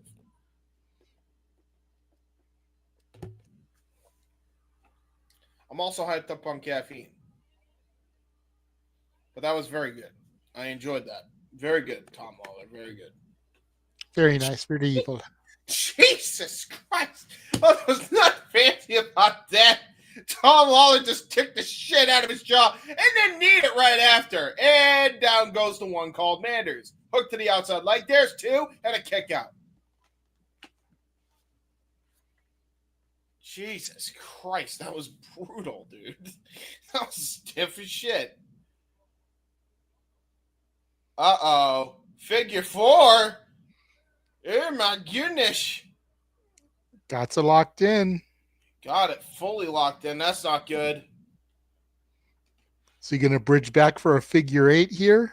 Pull a Charlotte Flair? I very much doubt it. I'd be impressed if he did, considering his size and his build.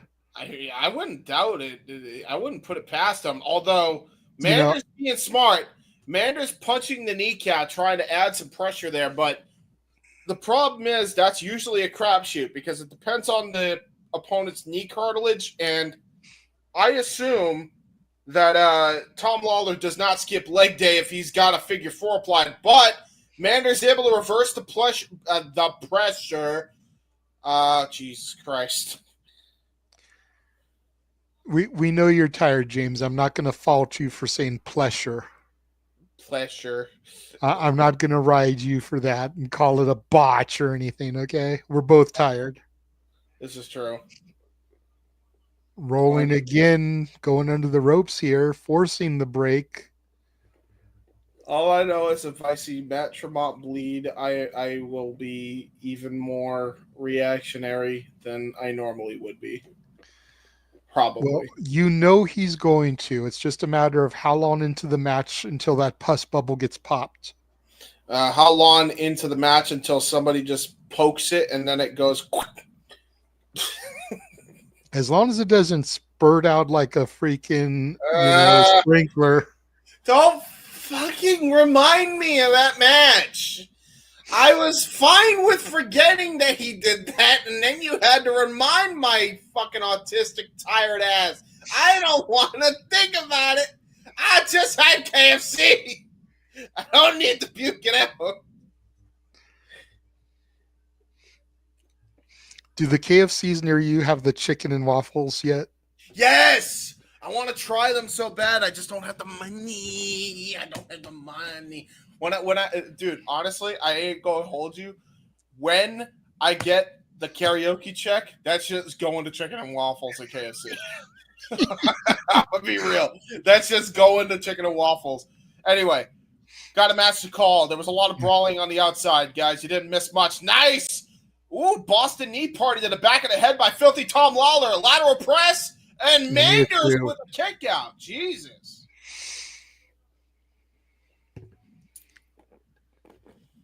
But yes, KFC. Well, if I can pull off what I want to pull off, the money that I'm going to get from karaoke and my first paycheck in June is going to go to me going to Future of Women's Wrestling out here to see Tiffany Nieves wrestle live. Oh, that's awesome. Are you kidding me? Yeah. Oh, nice front face lock there. Front face lock guillotine here by Tom Lawlor. But don't underestimate Manders here. He's a stocky individual. Yeah, I can definitely see him chucking Lawlor like a sack of potatoes, but instead ramming him into the corner post. Bro, looks like look at the way they're sweating. Yeah, dude. I was about to say this dude looks like he tosses sacks of potatoes daily. It's that farmer workout. Yeah. And again into a sleeper now. But brilliant counter. Just tossing him right into the corner. Stand hits and lariat. He got all of it. There's a cover. There's two. And Manders gets the win. Great retention there for the one called Manders off of that Hansen lariat, to your point. Not pretty, but old school and effective. Amen to that. Stan Hansen somewhere smiling ear to ear for sure off of that one. Look at this again. Sending him into the buckle. Bam. Snap back bump right on the back of poor Tom Lawlor's head. And that is all she wrote. Congratulations, Manders. The one called Manders. And I'd argue you should go to AEW to join the rest of the Cowboy factions, but they don't even have all the Cowboys in one faction. So, no, but I could see Hangman Adam Page and the one called Manders as a team. Oh, might actually get me to enjoy the Hangman again because I do like Manders. Him, Manders, Von Erichs, Bandito, book it, and Brian Keith because he was a bounty hunter. Bounty hunter, yeah. Yep. And let Dustin be their manager. Mm-hmm.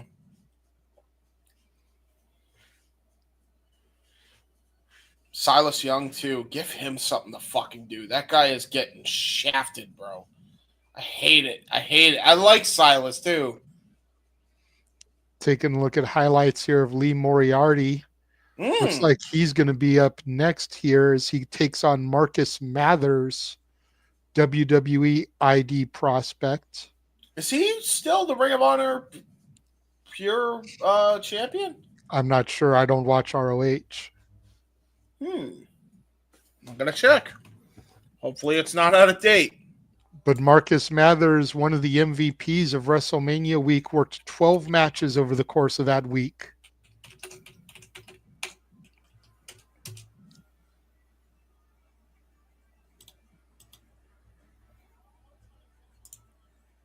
It is still, in fact, currently Lee Moriarty. Holy shit.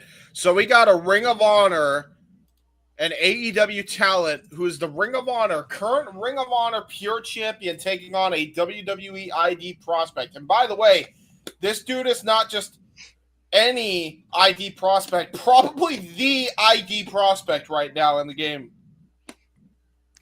Definitely one of them. I don't know if I would call him the ID prospect because Cappuccino Jones, Jack Cartwheel, Ice Williams all want to say, hold my beer. I don't know, man. This dude's a stud in his own right, though. He's definitely holding his own. And look at this, man. The crowd going absolutely apeshit for Marcus Mathers.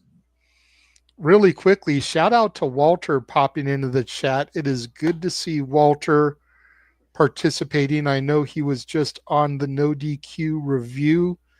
They needed somebody to pop in as a standby, and he filled in over there.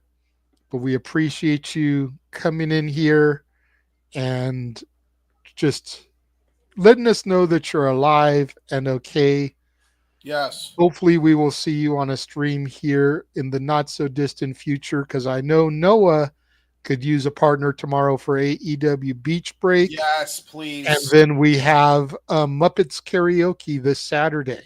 Yes. So Yes. hopefully we will see you at least on one of those, bruv.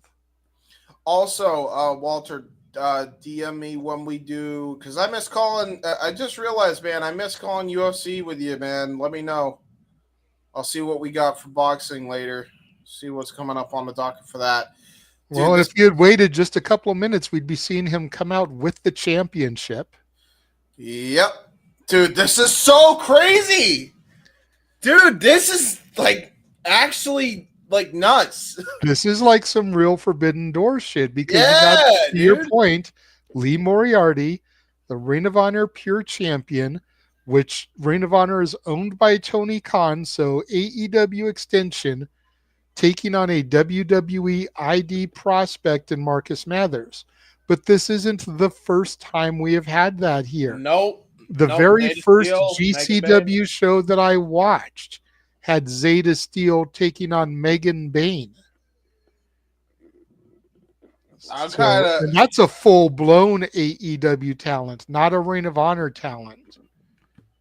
So, and that was one of the matches that really caught my attention with GCW, was watching Zayda Steel hit a destroyer on Megan Bain.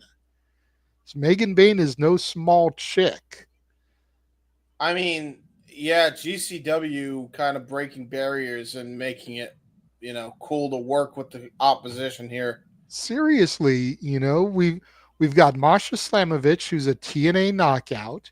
Mm-hmm. We've got Megan Bain, who works for the company, who's AEW contracted talent. You've got an ROH talent here. You've got a WWE ID prospect here. Like, the independents are the true Forbidden Door. Nice show of sportsmanship here to start things off. Wow. Lee Moriarty and Marcus Mathers. Nice little code of honor here by the two people from the rival promotions. Well, Nice as the Ring of Honor style. Pure Champion, even though this is not an ROH reign, I'm sure Moriarty wants to uphold the code of honor. And Marcus Mathers willing to do that. Quite frankly, the only motherfucker in Shane Taylor Promotions that's actually worth a damn right now, if we're being honest. And I love the infantry. They should be utilized way better. That's no slight on them. Same with Shane Taylor. I actually like Shane Taylor. Here we go. Nice. Looks like we're going to go for another collar and elbow between both of them. Mathers is young in the game. Here, that's the problem. So is Lee Moriarty, but Lee Moriarty, the way he wrestles, you would have thought he'd been wrestling in the technical style for over 20 years. And case in point, there is some of that catch can style on pure display. No pun intended. Yeah, absolutely. Walter, if you're still watching, man, go to Title Match and watch the Reality of Wrestling show, the No Limits. Jack Cartwheel versus Cappuccino Jones. You're going to have a freaking spaz out moment watching that. Make you smile for sure, brother. And then La Princesa versus Charmel. The angle that we started to develop comes to a head on that show. Look at this, man. Lee Moriarty, just some of the best. It might be one of the most gifted technical wrestlers ever. Just the way he's just able to get out of everything. He honestly could legitimately give Zack Sabre Jr. a run for his money. Look at how seamlessly he was just able to transition out of that headlock. That was effortless. Especially for his age, to your point. Like, he wrestles like he's a 10, 15, 20-year vet. Look at those rolls through to Yeah, get the dude. break there on Mathers. Yep. And by the way, if you've ever been in a wrist lock, those things hurt. They are not just to, stall for time, contrary to popular belief. When you get put in a damn wrist lock, they do not hold back on those either. Like those shiznits hurt. Yeah, I resisted on the puns, Walter, because that's your gimmick. But me and Noah did a watch long of it yesterday. So you can have our commentary up while you watch the match. But it was a damn good match. And I Look at know that. you would have had all the puns. I had to tell Noah, look, I'm not going to do it. That's Walter's shtick. Look at that arm bar, by the way. Look at that crazy ass arm bar. And now it's almost like he's got a key lock and then tried. Jesus. Yeah. This is almost unfair, and it's like crazy because they're both pretty much the same age, but again, the experience factor goes into the court of Lee Moriarty. Poor Yes. Marcus Mathers is like out of his depth here against the Ring of Honor Pure Champion.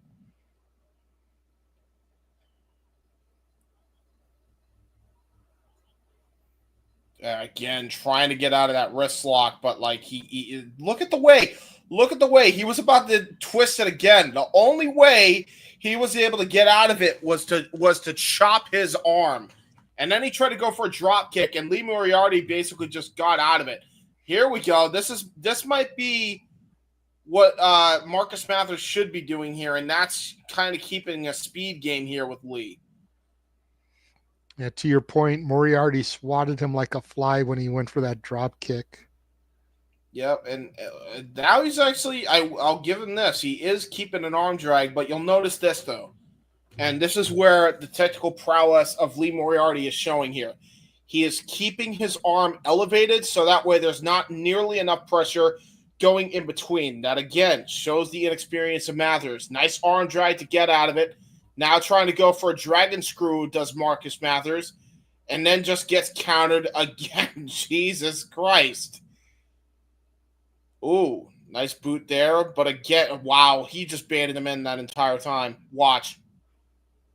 Lee Moriarty tried to roll through, tried to go for a PK. Again, counter for counter. This time, Marcus Mathers with some mind games.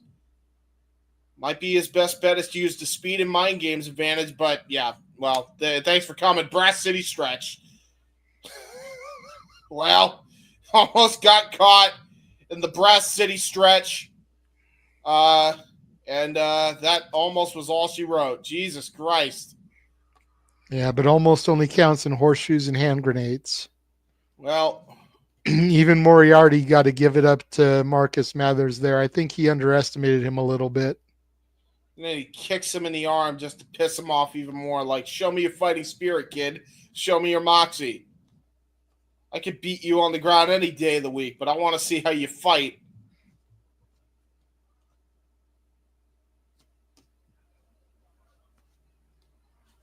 Oh, no! He got baited again! No! No, Marcus, you shouldn't have fallen for it! No! Yeah, like, just everything is a counter for counter. Finally gets a drop kick in. Finally got some offense in after like 10 minutes of this matchup going. Now finally is starting to utilize his speed, which is what he should have been doing from the very beginning. Nice little snap nair into a Swerve's house, into a cover. Finally gets a 2 count. Probably, I believe that might be the first cover of the matchup. What's crazy, James, is that the Reality of Wrestling show that I was just mentioning happened on Saturday, right? The 10th, and this was Sunday, the 11th. Mathers was on both shows. Yeah, crazy moment. Reality of Wrestling was in Texas, and this is in Jersey. So he went from Texas to Jersey overnight on a red eye to be able to do this match the next day. Good for him. That just shows how in demand Marcus Mathers is right now.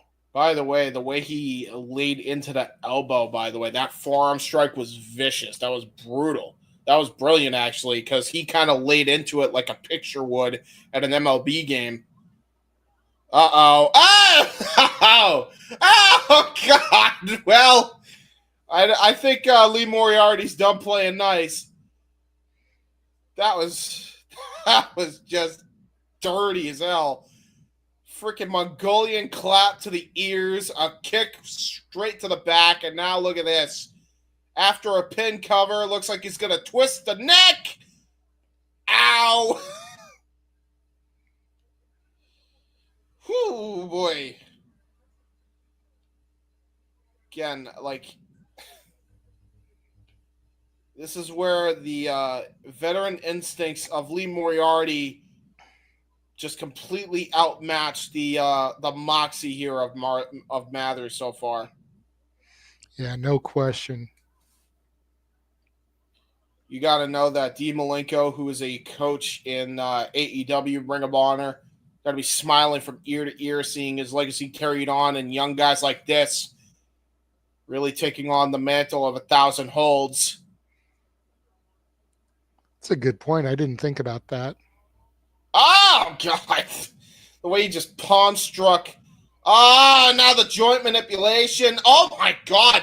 Dude, he didn't just manipulate the phalanges. He just straight up broke them. He tried to snap them off his fucking hand.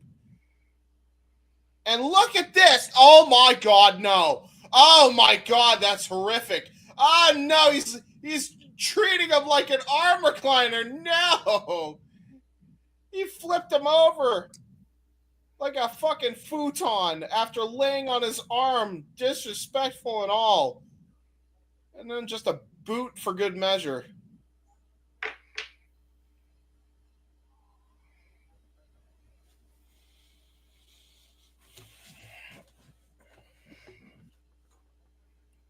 Nice back uppercut right there to the back of the head.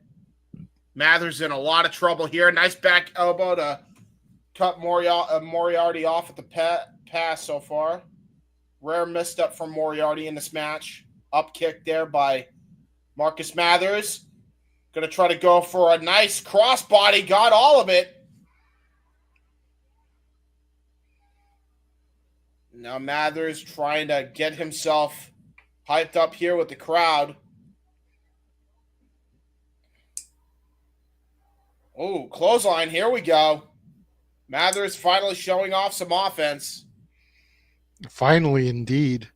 But Moriarty nipping it in the bud. Ooh, good. Nice counter into the stunner.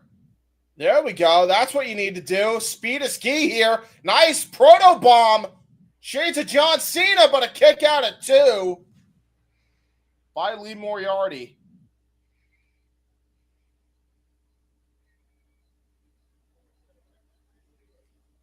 Overall, a great match here from the match we never thought we'd see, really. Although we have seen it a few times, it just doesn't get any crazier when it happens. You almost got to wonder if Marcus Mathers can get the W here. Would that put him in line for a pure title opportunity? Yeah, it would be a hell of a freaking... That would be insane. Nice sling blade, though, by Lee Moriarty. Could you imagine a WWE ID prospect being in line for a Tony Khan's owned Ring of Honor Pure Championship? Jesus Christ. Mm-hmm. Everything would shut down. The IWC would cease to exist. Right? Meltdown would be imminent. Batten down the hatches. Go to your storm shelter. And now here we go. Both guys just trading bombs here. Their own style of bombs here. Oh my God. Vicious headbutt. Rolling Solvat by Lee Moriarty in kind. Tried to go for a high kick. Marcus Mathers trying to go for a waist lock. Got elbow strike right to the head. Nice question mark kick by Mathers. Oh, got caught. Tried to go for a springboard out of the corner. Got caught in a sleeper hold. And now there's the hammer and anvil elbows. And all he has to do now is lock in the Brass City stretch out of this position. It is all she wrote.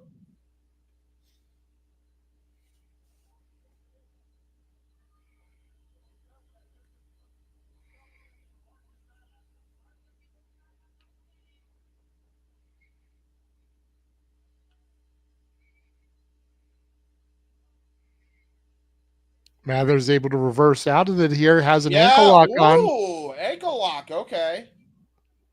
There we go. Nice standing ankle lock there by Marcus Mathers. Rookie mistake, though. He should have grapevine because look at how Lee Moriarty was just able to roll through and put him right in the bottom or the middle cable there. Oh, Jesus Christ. High elevated uppercut while he was kneeling down. That was crazy. I don't think I've ever seen that before. I really don't think I've ever seen that before. Now look at this. Lee Moriarty now holding wrist control.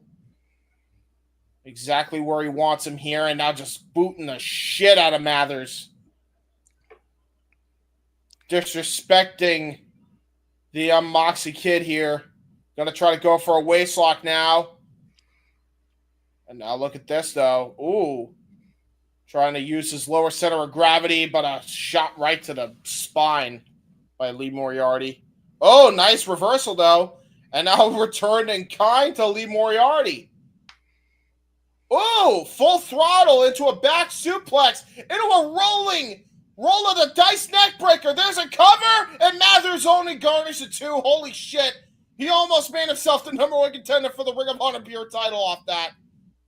Mathers can't believe it. He thought he had him off of that series of offense. Oh, shit. Now He's trying to go. Moriarty, but turns it into a pinfall.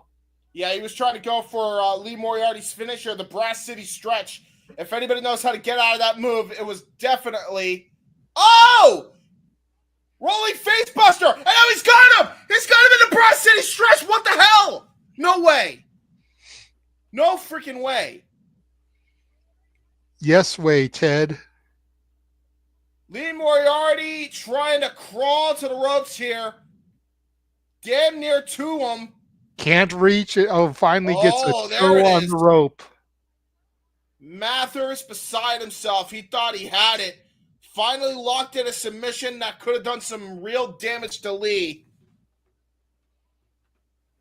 Mathers trying to figure out what the heck he's got to do now.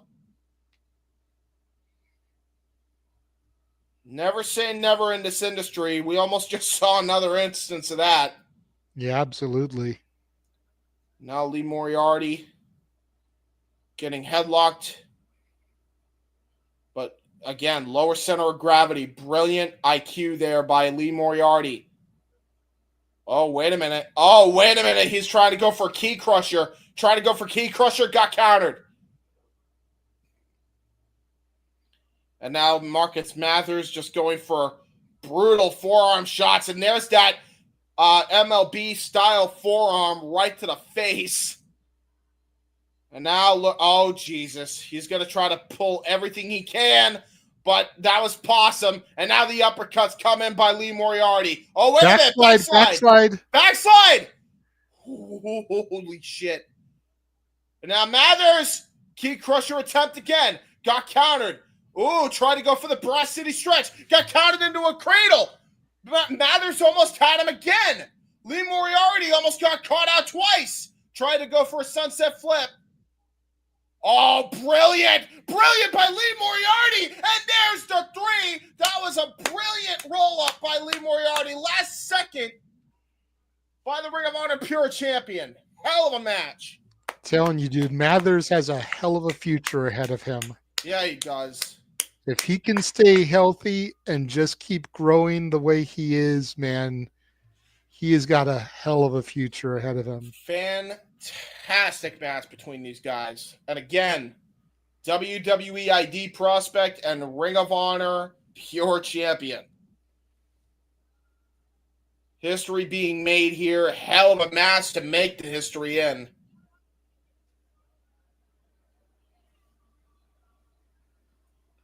Mathers getting the show of approval here as Lee Moriarty wants the handshake from Mathers here. Crowd absolutely giving it up for both competitors here. And a great show of respect, code of honor adhered to. And he allows the ring to be left for Marcus Mathers. Lee Moriarty leaving with his Ring of Honor Pure Championship. Great match. That was great. Wow.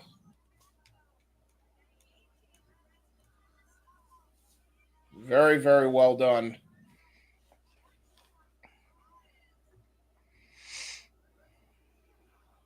And now we got a GCW ad on a JCW show because the GCW Collective, you see. Well, we're going back to Crazy, Scary, Spooky, Hilarious, where Matt Tremont had his No! match, No.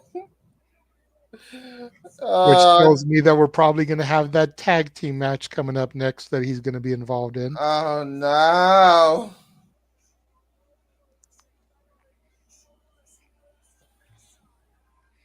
Which I believe that's our semi-main event. Yes, it is. Because all we have left is that and then the title match with Masha and Thatcher.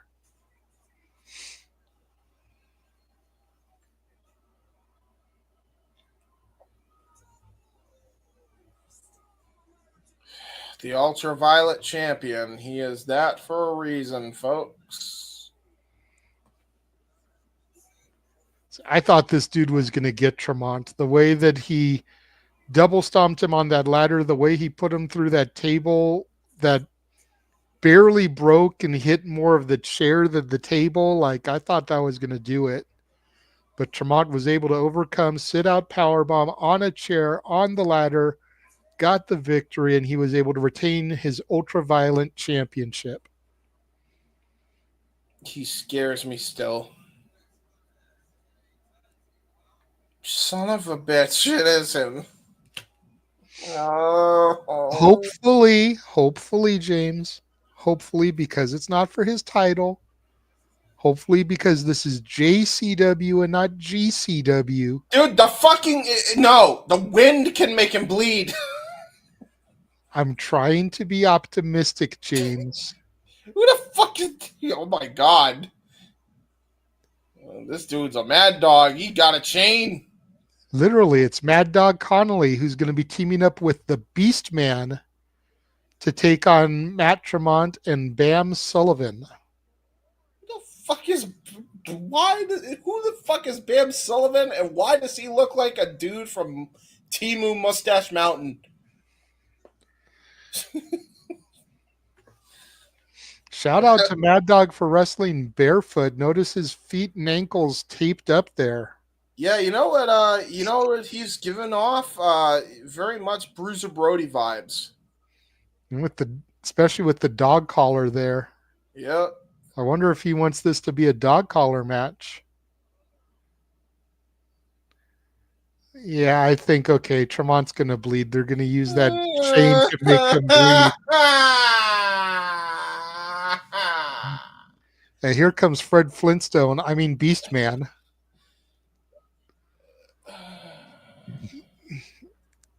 He's part of a modern Stone Age family.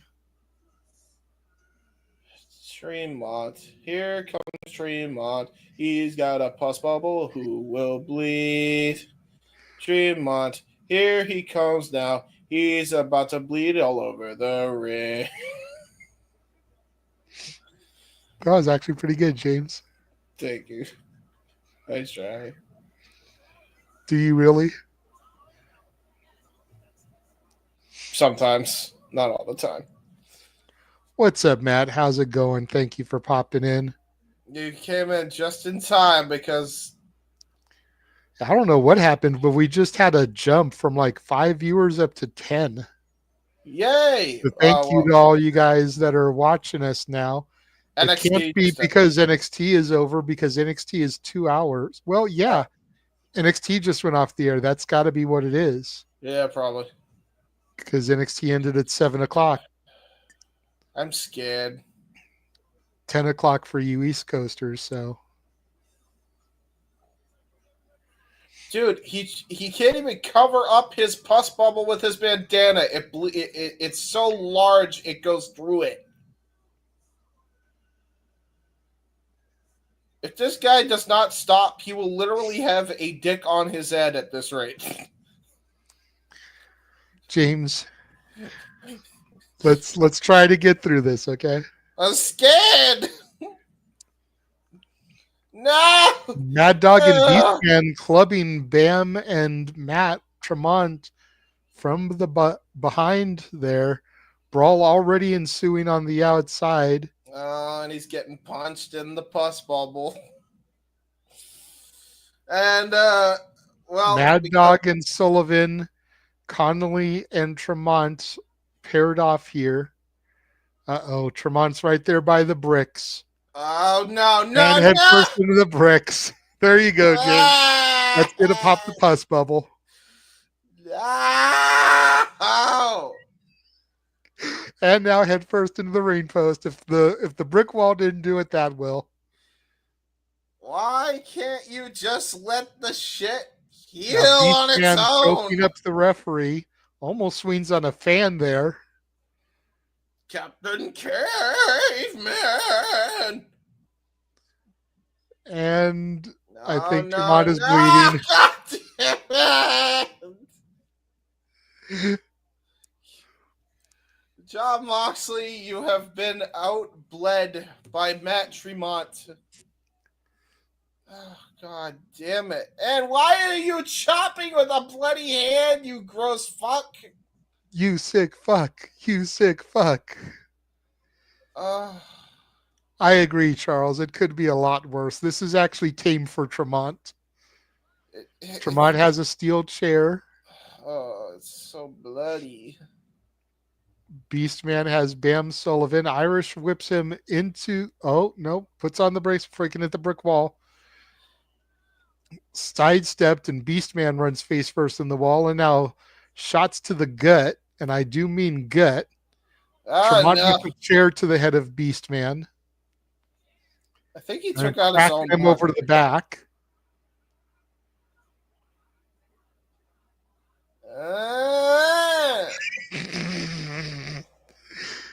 Oh, he's fucking gross, dude.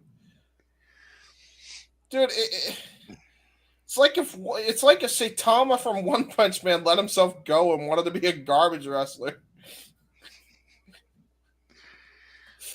Shit, man. Why? Beastman now using his bone to the head of Tremont there. Oh my god. Of course he is. Of course he has a bone. He has a. You know what? I have a bone to pick with this match. He got squashed.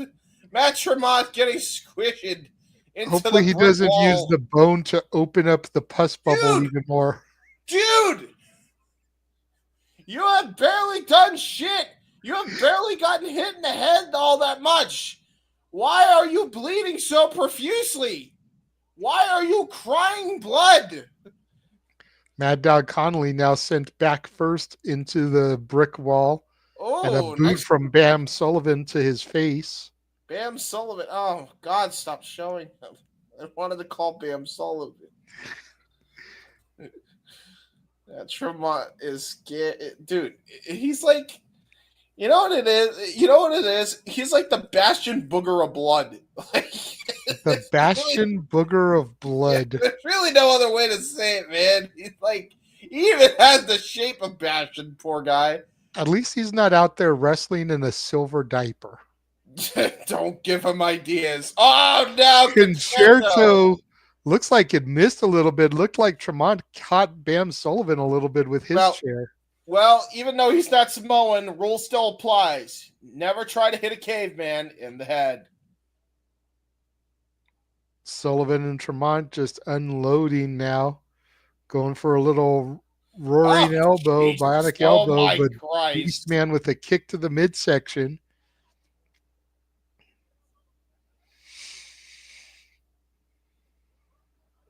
Tremont and Connelly go back to back. Connelly with that dog collar, but he throws it down.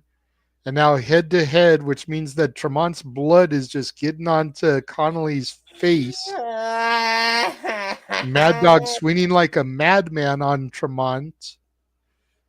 Beastman with one of the laziest kicks I think I've ever seen. Now goes in to bite the open wound. Forearm smash from Connelly. He's punching the air now. Poor Matt Tremont is punching the air. What's up, Nick? Good to see you, bro. Bro, does Matt Tremont always talking fucking gibberish? Because I hardly understand half of the shit he's saying. Or is that just like if they press on his pus bubble, does he just start talking gibberish? Yeah, it's like that little button in the back of Talking Dolls that you press and it says a phrase. You press the bubble and he starts muttering gibberish. Yeah, true. Press 1 for English. Prima numero dos. Hi, I'm Chucky, and I'm your friend to the end. Heidi ho, ha ha ha. If you want to hear English, press 1. If you want to hear Spanish, press 2. If you want to hear gibberish, blah, blah, blah, blah. Double team Irish whips Tremont into the ropes. Here comes Bam Sullivan, throws a chair at Beastman. Connelly, I think, clothesline Tremont. They both spilled over the top rope. Oh, God. Roaring forearm smash from Sullivan. Barely And phases Beastman, and there's another one.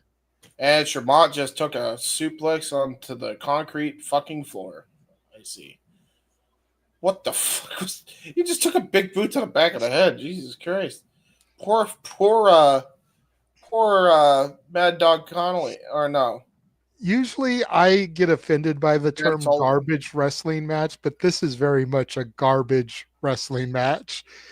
There are so many botches and flubs going on right now that it's like, how is this the semi-main event? I kind of am fine with this team, though. I am not mad at this team up. Nice hesitation. Nice drop, cannonball there from Beastman. That's like the best move I think I've seen him do the entire match. I like these two. I like these two a lot. No, keep them away. Thank you. Stay there. I don't want to look at your horrifying face no more.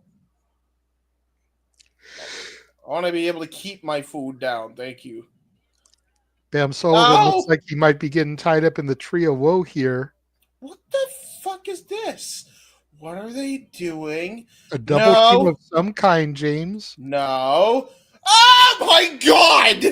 He literally came off the top rope and sat on Sullivan's chest. Bam Sullivan, I think, is dead. I think Bam Sullivan needs some CPR. Can we just pin him already and end this I think monstrosity? He just got squashed like a pancake, and holy shit. He's bleeding now. Bam nearly got turned into Bam syrup. Holy shit. Dude, that was disgusting. That was just... James, we just had a legal tag. We haven't had one of those the entire match. What's the point? That's what I'm saying. Who cares? But we literally had one of the guys on the outside and a tag to bring them back in. Sullivan off the middle turnbuckle, caught by his Beastman. Well, you know how Sullivan throws him into the corner post. Connelly turns him around. Step up Enziguri from Sullivan. Oh no! Here comes Tremont. Hot tag to Matt Tremont for some reason. Why is there legal tags? Why does he Tremont have a with fork? a screwdriver or a fork or some kind of apparatus stabbing his opposition? It's a fork. Fork you too, James. He's a forking around. Wait, make a left when you come to the fork in the road. Haha, true. Can I ask you something? No, but go ahead. You know how and now here comes Sullivan jumping on the back of Beastman. Rapid fire stabs with another fork or skewer. Yeah. Oh my God. There's two of them. There's two of them. Oh no. I will say this. You know how my jingle is continuity? Ding. Well, in GCW, their jingle is continuity. Oh, no. No more. No. This is not a good, healthy... When they said you were supposed to have iron in your diet, this is not what they meant. No, not at all. You sick fucks. You sick fucks.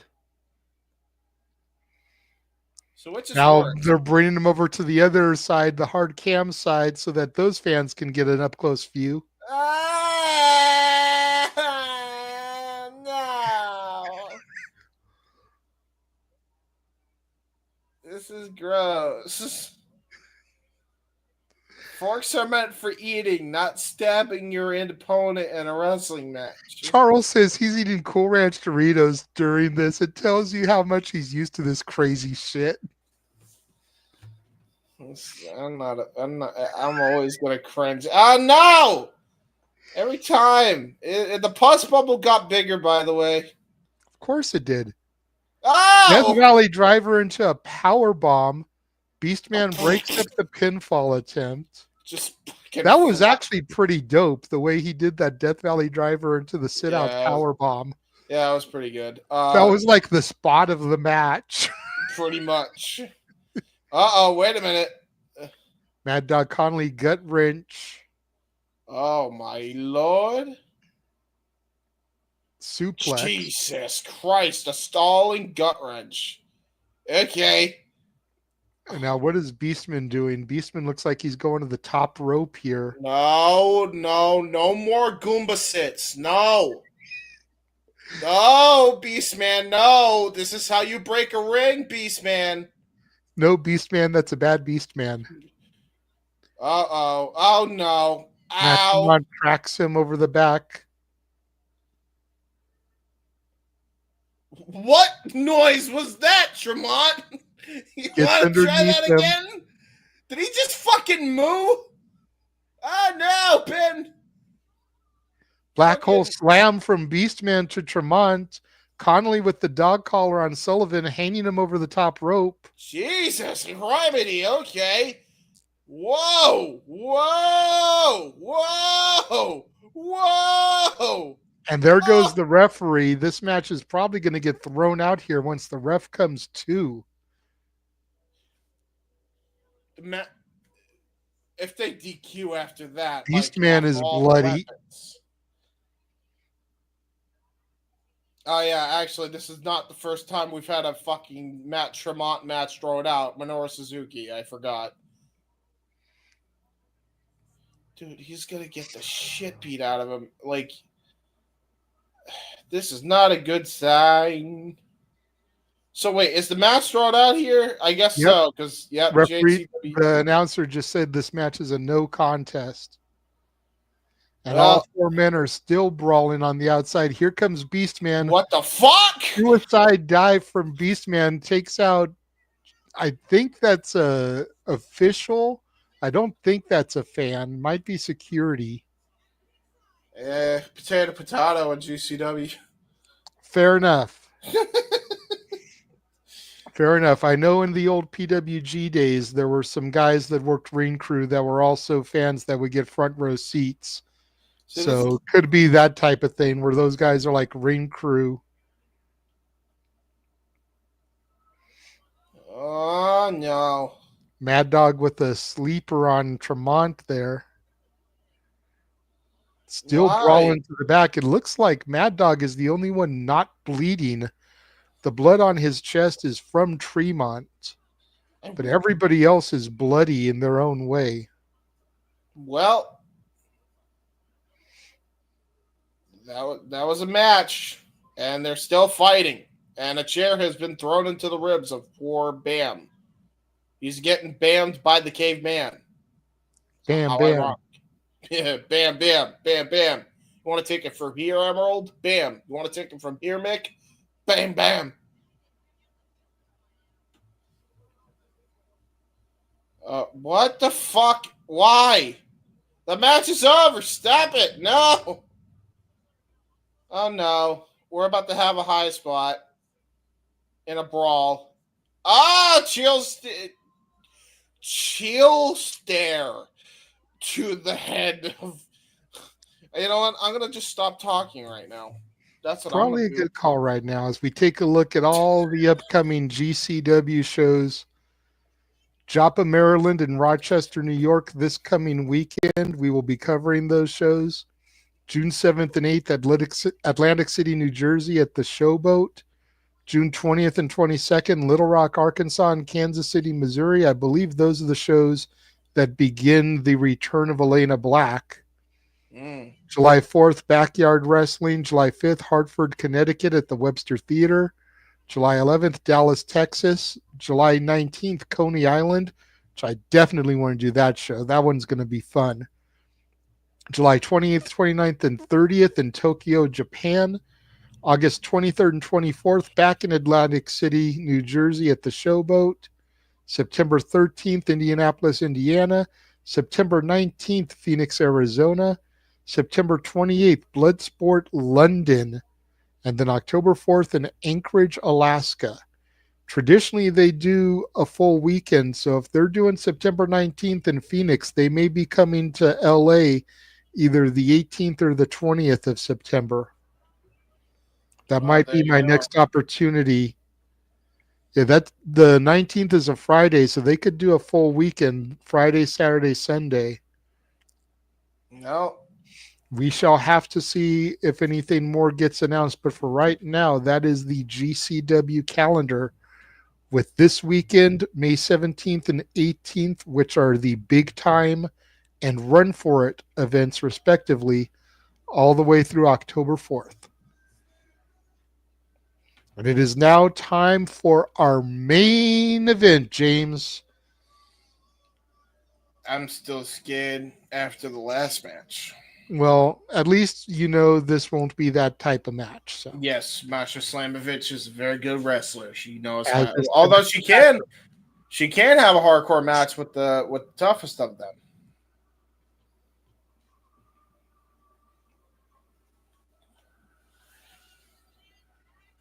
We about to get a technical clinic though between these two because it's Timothy Thatcher and Masha Slamovich.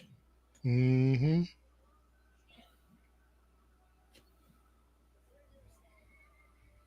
Timothy Thatcher coming in with the pinstripes. Very Terry Funk inspired. That's true. That's very true. I didn't even think about that. Pinstripe tights are very much a staple of Terry Funk.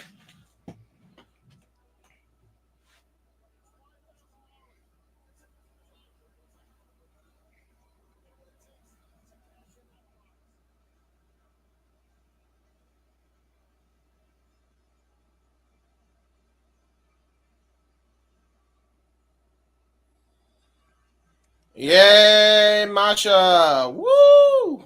Masha Two Belts, the current reigning and defending TNA Knockouts champion and JCW World Champion. And of course, it is the JCW title that will be on the line for this match.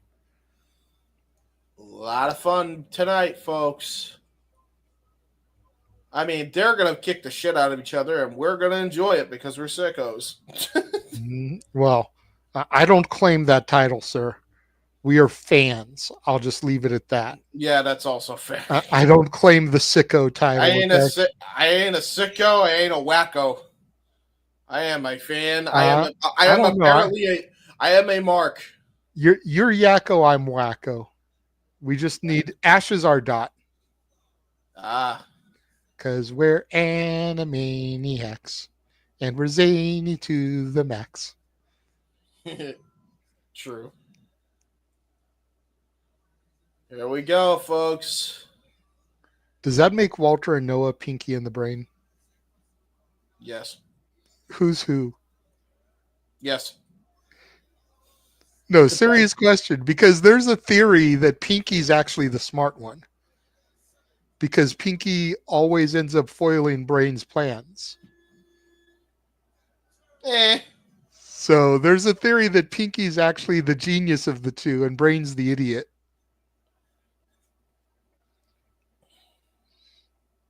Pinky gives Brain just enough rope for them to have adventures at night, and then he foils them so that they can do it all again the next night. What? That sounds so mad out of context, and with 24 hours of no sleep, that sounds even worse. Pinky gives Brain, and then they do it again the next night. Here we go. Masha Slamovich, headliner for May Flowers. And Mothers actually got into this show for free, James. Stop what? I didn't say shit. You didn't hear anything. Oh, we heard all of it, James. This is being broadcast live across 5 channels. This is true. Bell rings, and here we go. Could you imagine that was the highlight that got caught by what's his face instead of the Jeff Kickbox. Cobb reaction? Oh, yeah. Yeah. He doesn't seem to do independent shows, so I think we're safe there. Timothy Thatcher imposing his strength on Masha here in the early going. I think Timothy Thatcher just wants to be on top of Masha Slamovich. I couldn't believe I was the last person. I was the main event of that video. What the fuck? Dude, you lost your shit, okay? I did. Yeah, because I was like, holy shit. I called Jeff Cobb, and here I say his name, and he appears. It's Jeff Cobb. Nice pinning predicaments there by Thatcher using his vertical base and his length advantage here. Well, yeah, no shit. I mean, he kind of has a weight advantage too. Like this guy is kind of beefy. He's really not that beefy. He's lean, but he's tall. He's more lanky than he is beefy. Oh no, Masha's getting attacked.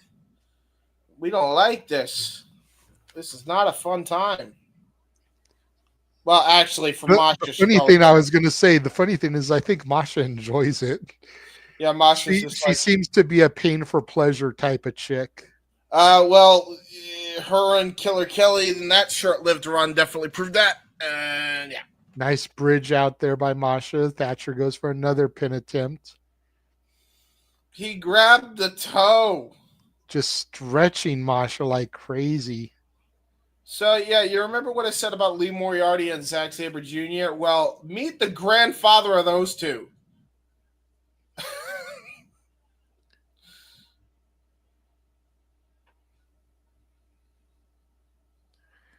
Oh, no. Surfboard stretch there to Masha. Into a pinfall. Wow. Wow. That was a brilliant pinfall. Dude, he turned a surfboard stretch into a pinfall. I don't think I've seen that ever. Uh-oh, got drop toe hold. Masha trying to get some offense here. Pick up the pace.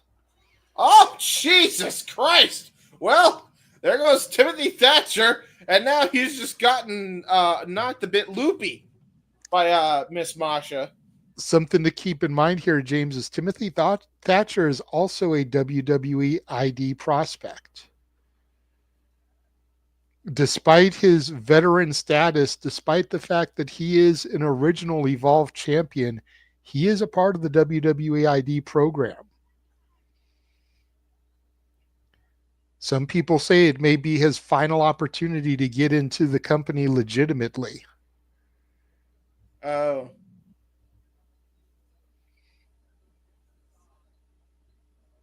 Okay. Sure, that's very confusing. Knee to the kidney of Masha. By the way, guys, he was part of the Black and Gold NXT. That wasn't my era, so I'm not positive. James can speak on it. Yes, he was, and yeah, that's crazy. Okay, I thought he was there. Oh no, that was Ridge Holland. Got it. Huge scoop slam, misses the elbow drop though. Masha rolls out of the way. By the way, I know I didn't say my usual catchphrase, but I am fucking exhausted, and yeah, me want to go memes after this is over. And I don't want to stress myself out too much after. He wants to dream of Matt Tremont and his blood pus. Fuck off! No, I don't.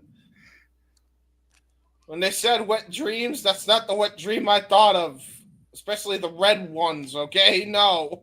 I don't want to swimming in a sea of red Skittles. No! No! No. I don't wanna. You don't wanna? No. That's where nightmares happen.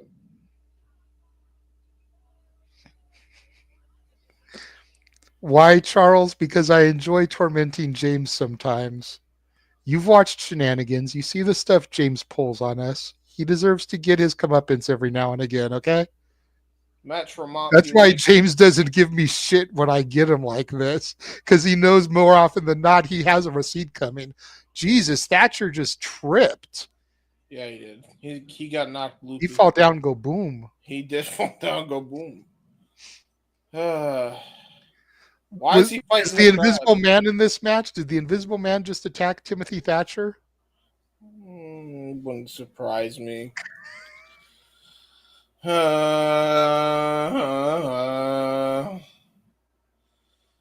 What's Matt Tremont's favorite saying for the blood?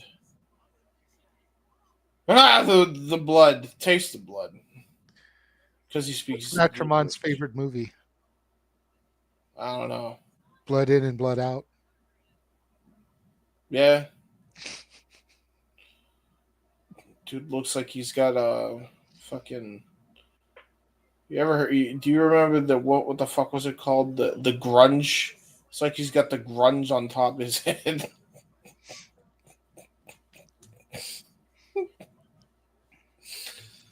No more stands or mans that are invisible. Oh God, Masha Slamovich got stomped with chairs. No, But she'll get up again. You're never going to keep her down. keep her down. Oh, she'll get up. You'll never get up. That's not the lyrics. Yeah, you can tell I'm tired when I'm snorting at my own fuck ups.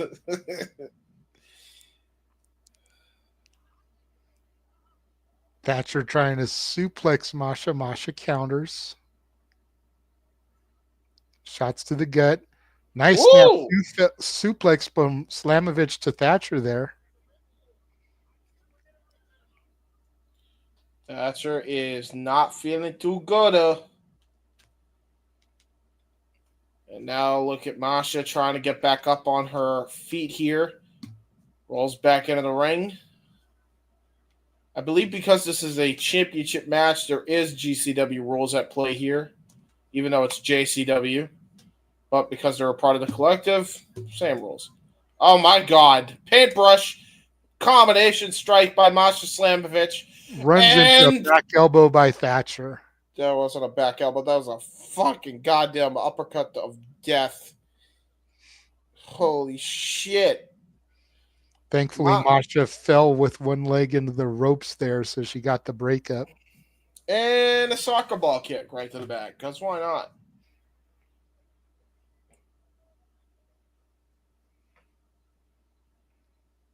That would be cool, Charles. I didn't know about this bounty on Masha until we saw that video package earlier. It would be cool if we got a reveal as to who's behind that tonight. It would make the show worth something. Yeah, not that it's been a bad show, but very little storyline development. So to get some kind of reveal there to propel the story would be cool. There was that something that happened with Tremont and the caveman people. Unless they just do what they did with Minoru Suzuki and never mention it again. Which they've done in the past. Like, it seems like the two biggest stories going right now are the Atticus Cogar, KJ Orso thing and KJ Orso's new evolution and this bounty on Masha. I'm not mad about it. Gut wrench time. Slammer with the gut of the wrench. Hooks the leg, only gets a 2 count. I love how the ring announcer literally just went to pack his bags and he's fucking off from the arena, or at the very least just chilling in the audience. Well, I mean, all he's got to do is declare the winner of this match, and then he can bounce. Show's over. Yeah, I guess so. He could go do homeless swag things. Why homeless swag? Dude, he looks like a homeless dude that rocks the craziest swag. I mean, that's why I call him. Because he's got some awesome tracksuits. Like, damn, yeah, dude. That's hey, listen. cold-blooded.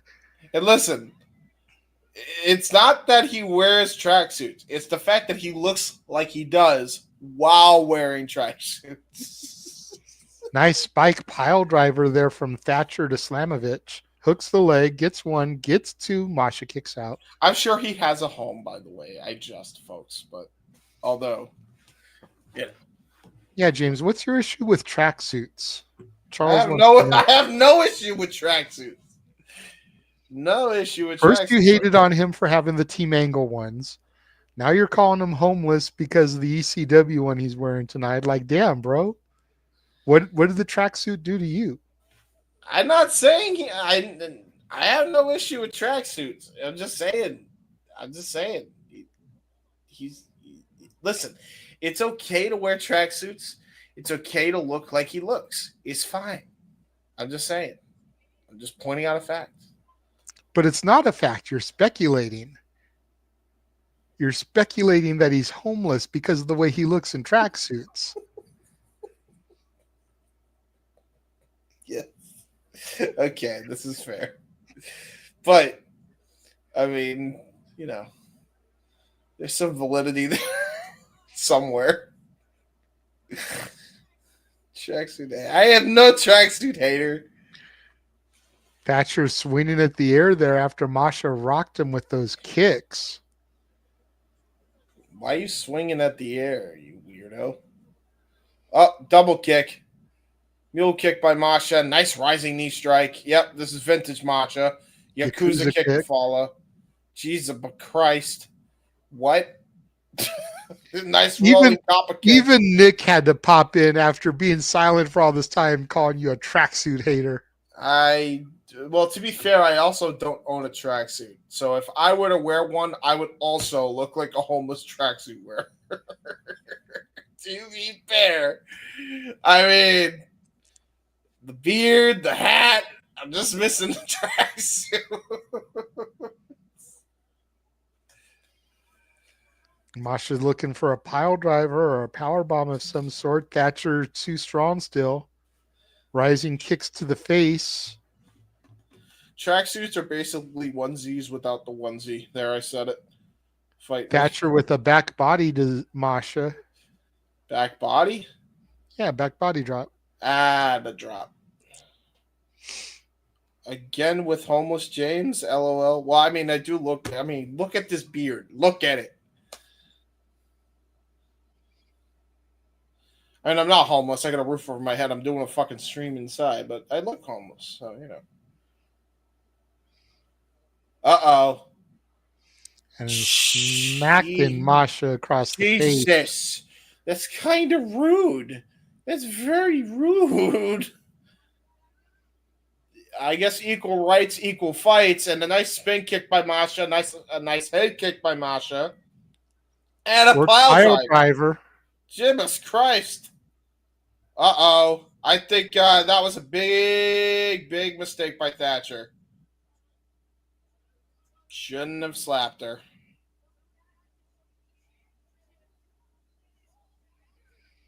Thatcher getting back to his feet. Maybe not. Collapses. It's over! He's out. Holy shit. Thatcher loses to Masha Slamovich. That was a hell of a match, by the way. Even though I was like goofing on a guy with a tracksuit for most of it. Very, very good. Very one-sided, but still solid. I believe both of these guys used to be a part of Ring Kampf, by the way, which was Gunther's old faction in the Indies. And yes, that was an indie name that was not given to by a company. That was Walter original. Not our Walter, the Gunther Walter. And we are desperately out of time, JJ. Yes, as Masha holds her 2 titles in the air, we go off the air.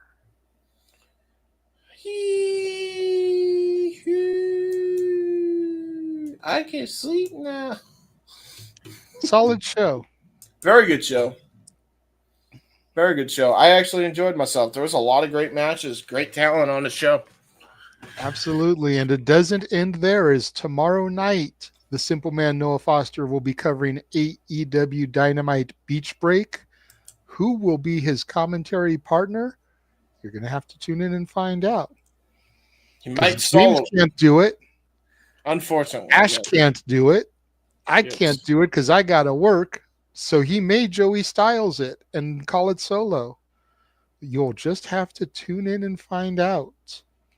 He loves Thursday, doing it solo. Sorry.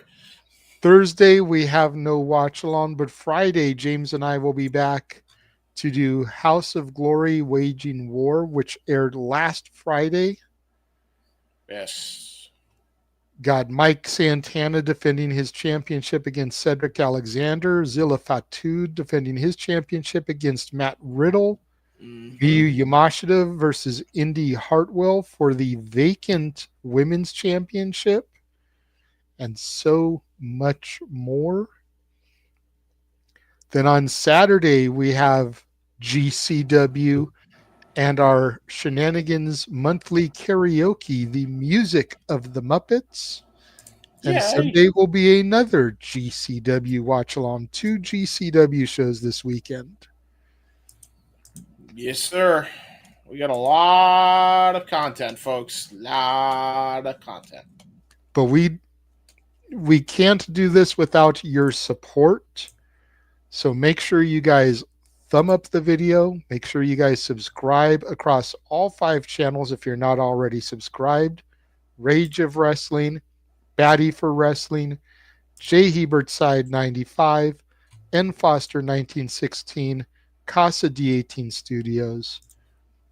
Make sure you guys super chat or super sticker to show your support. You can do it even once the video has ended.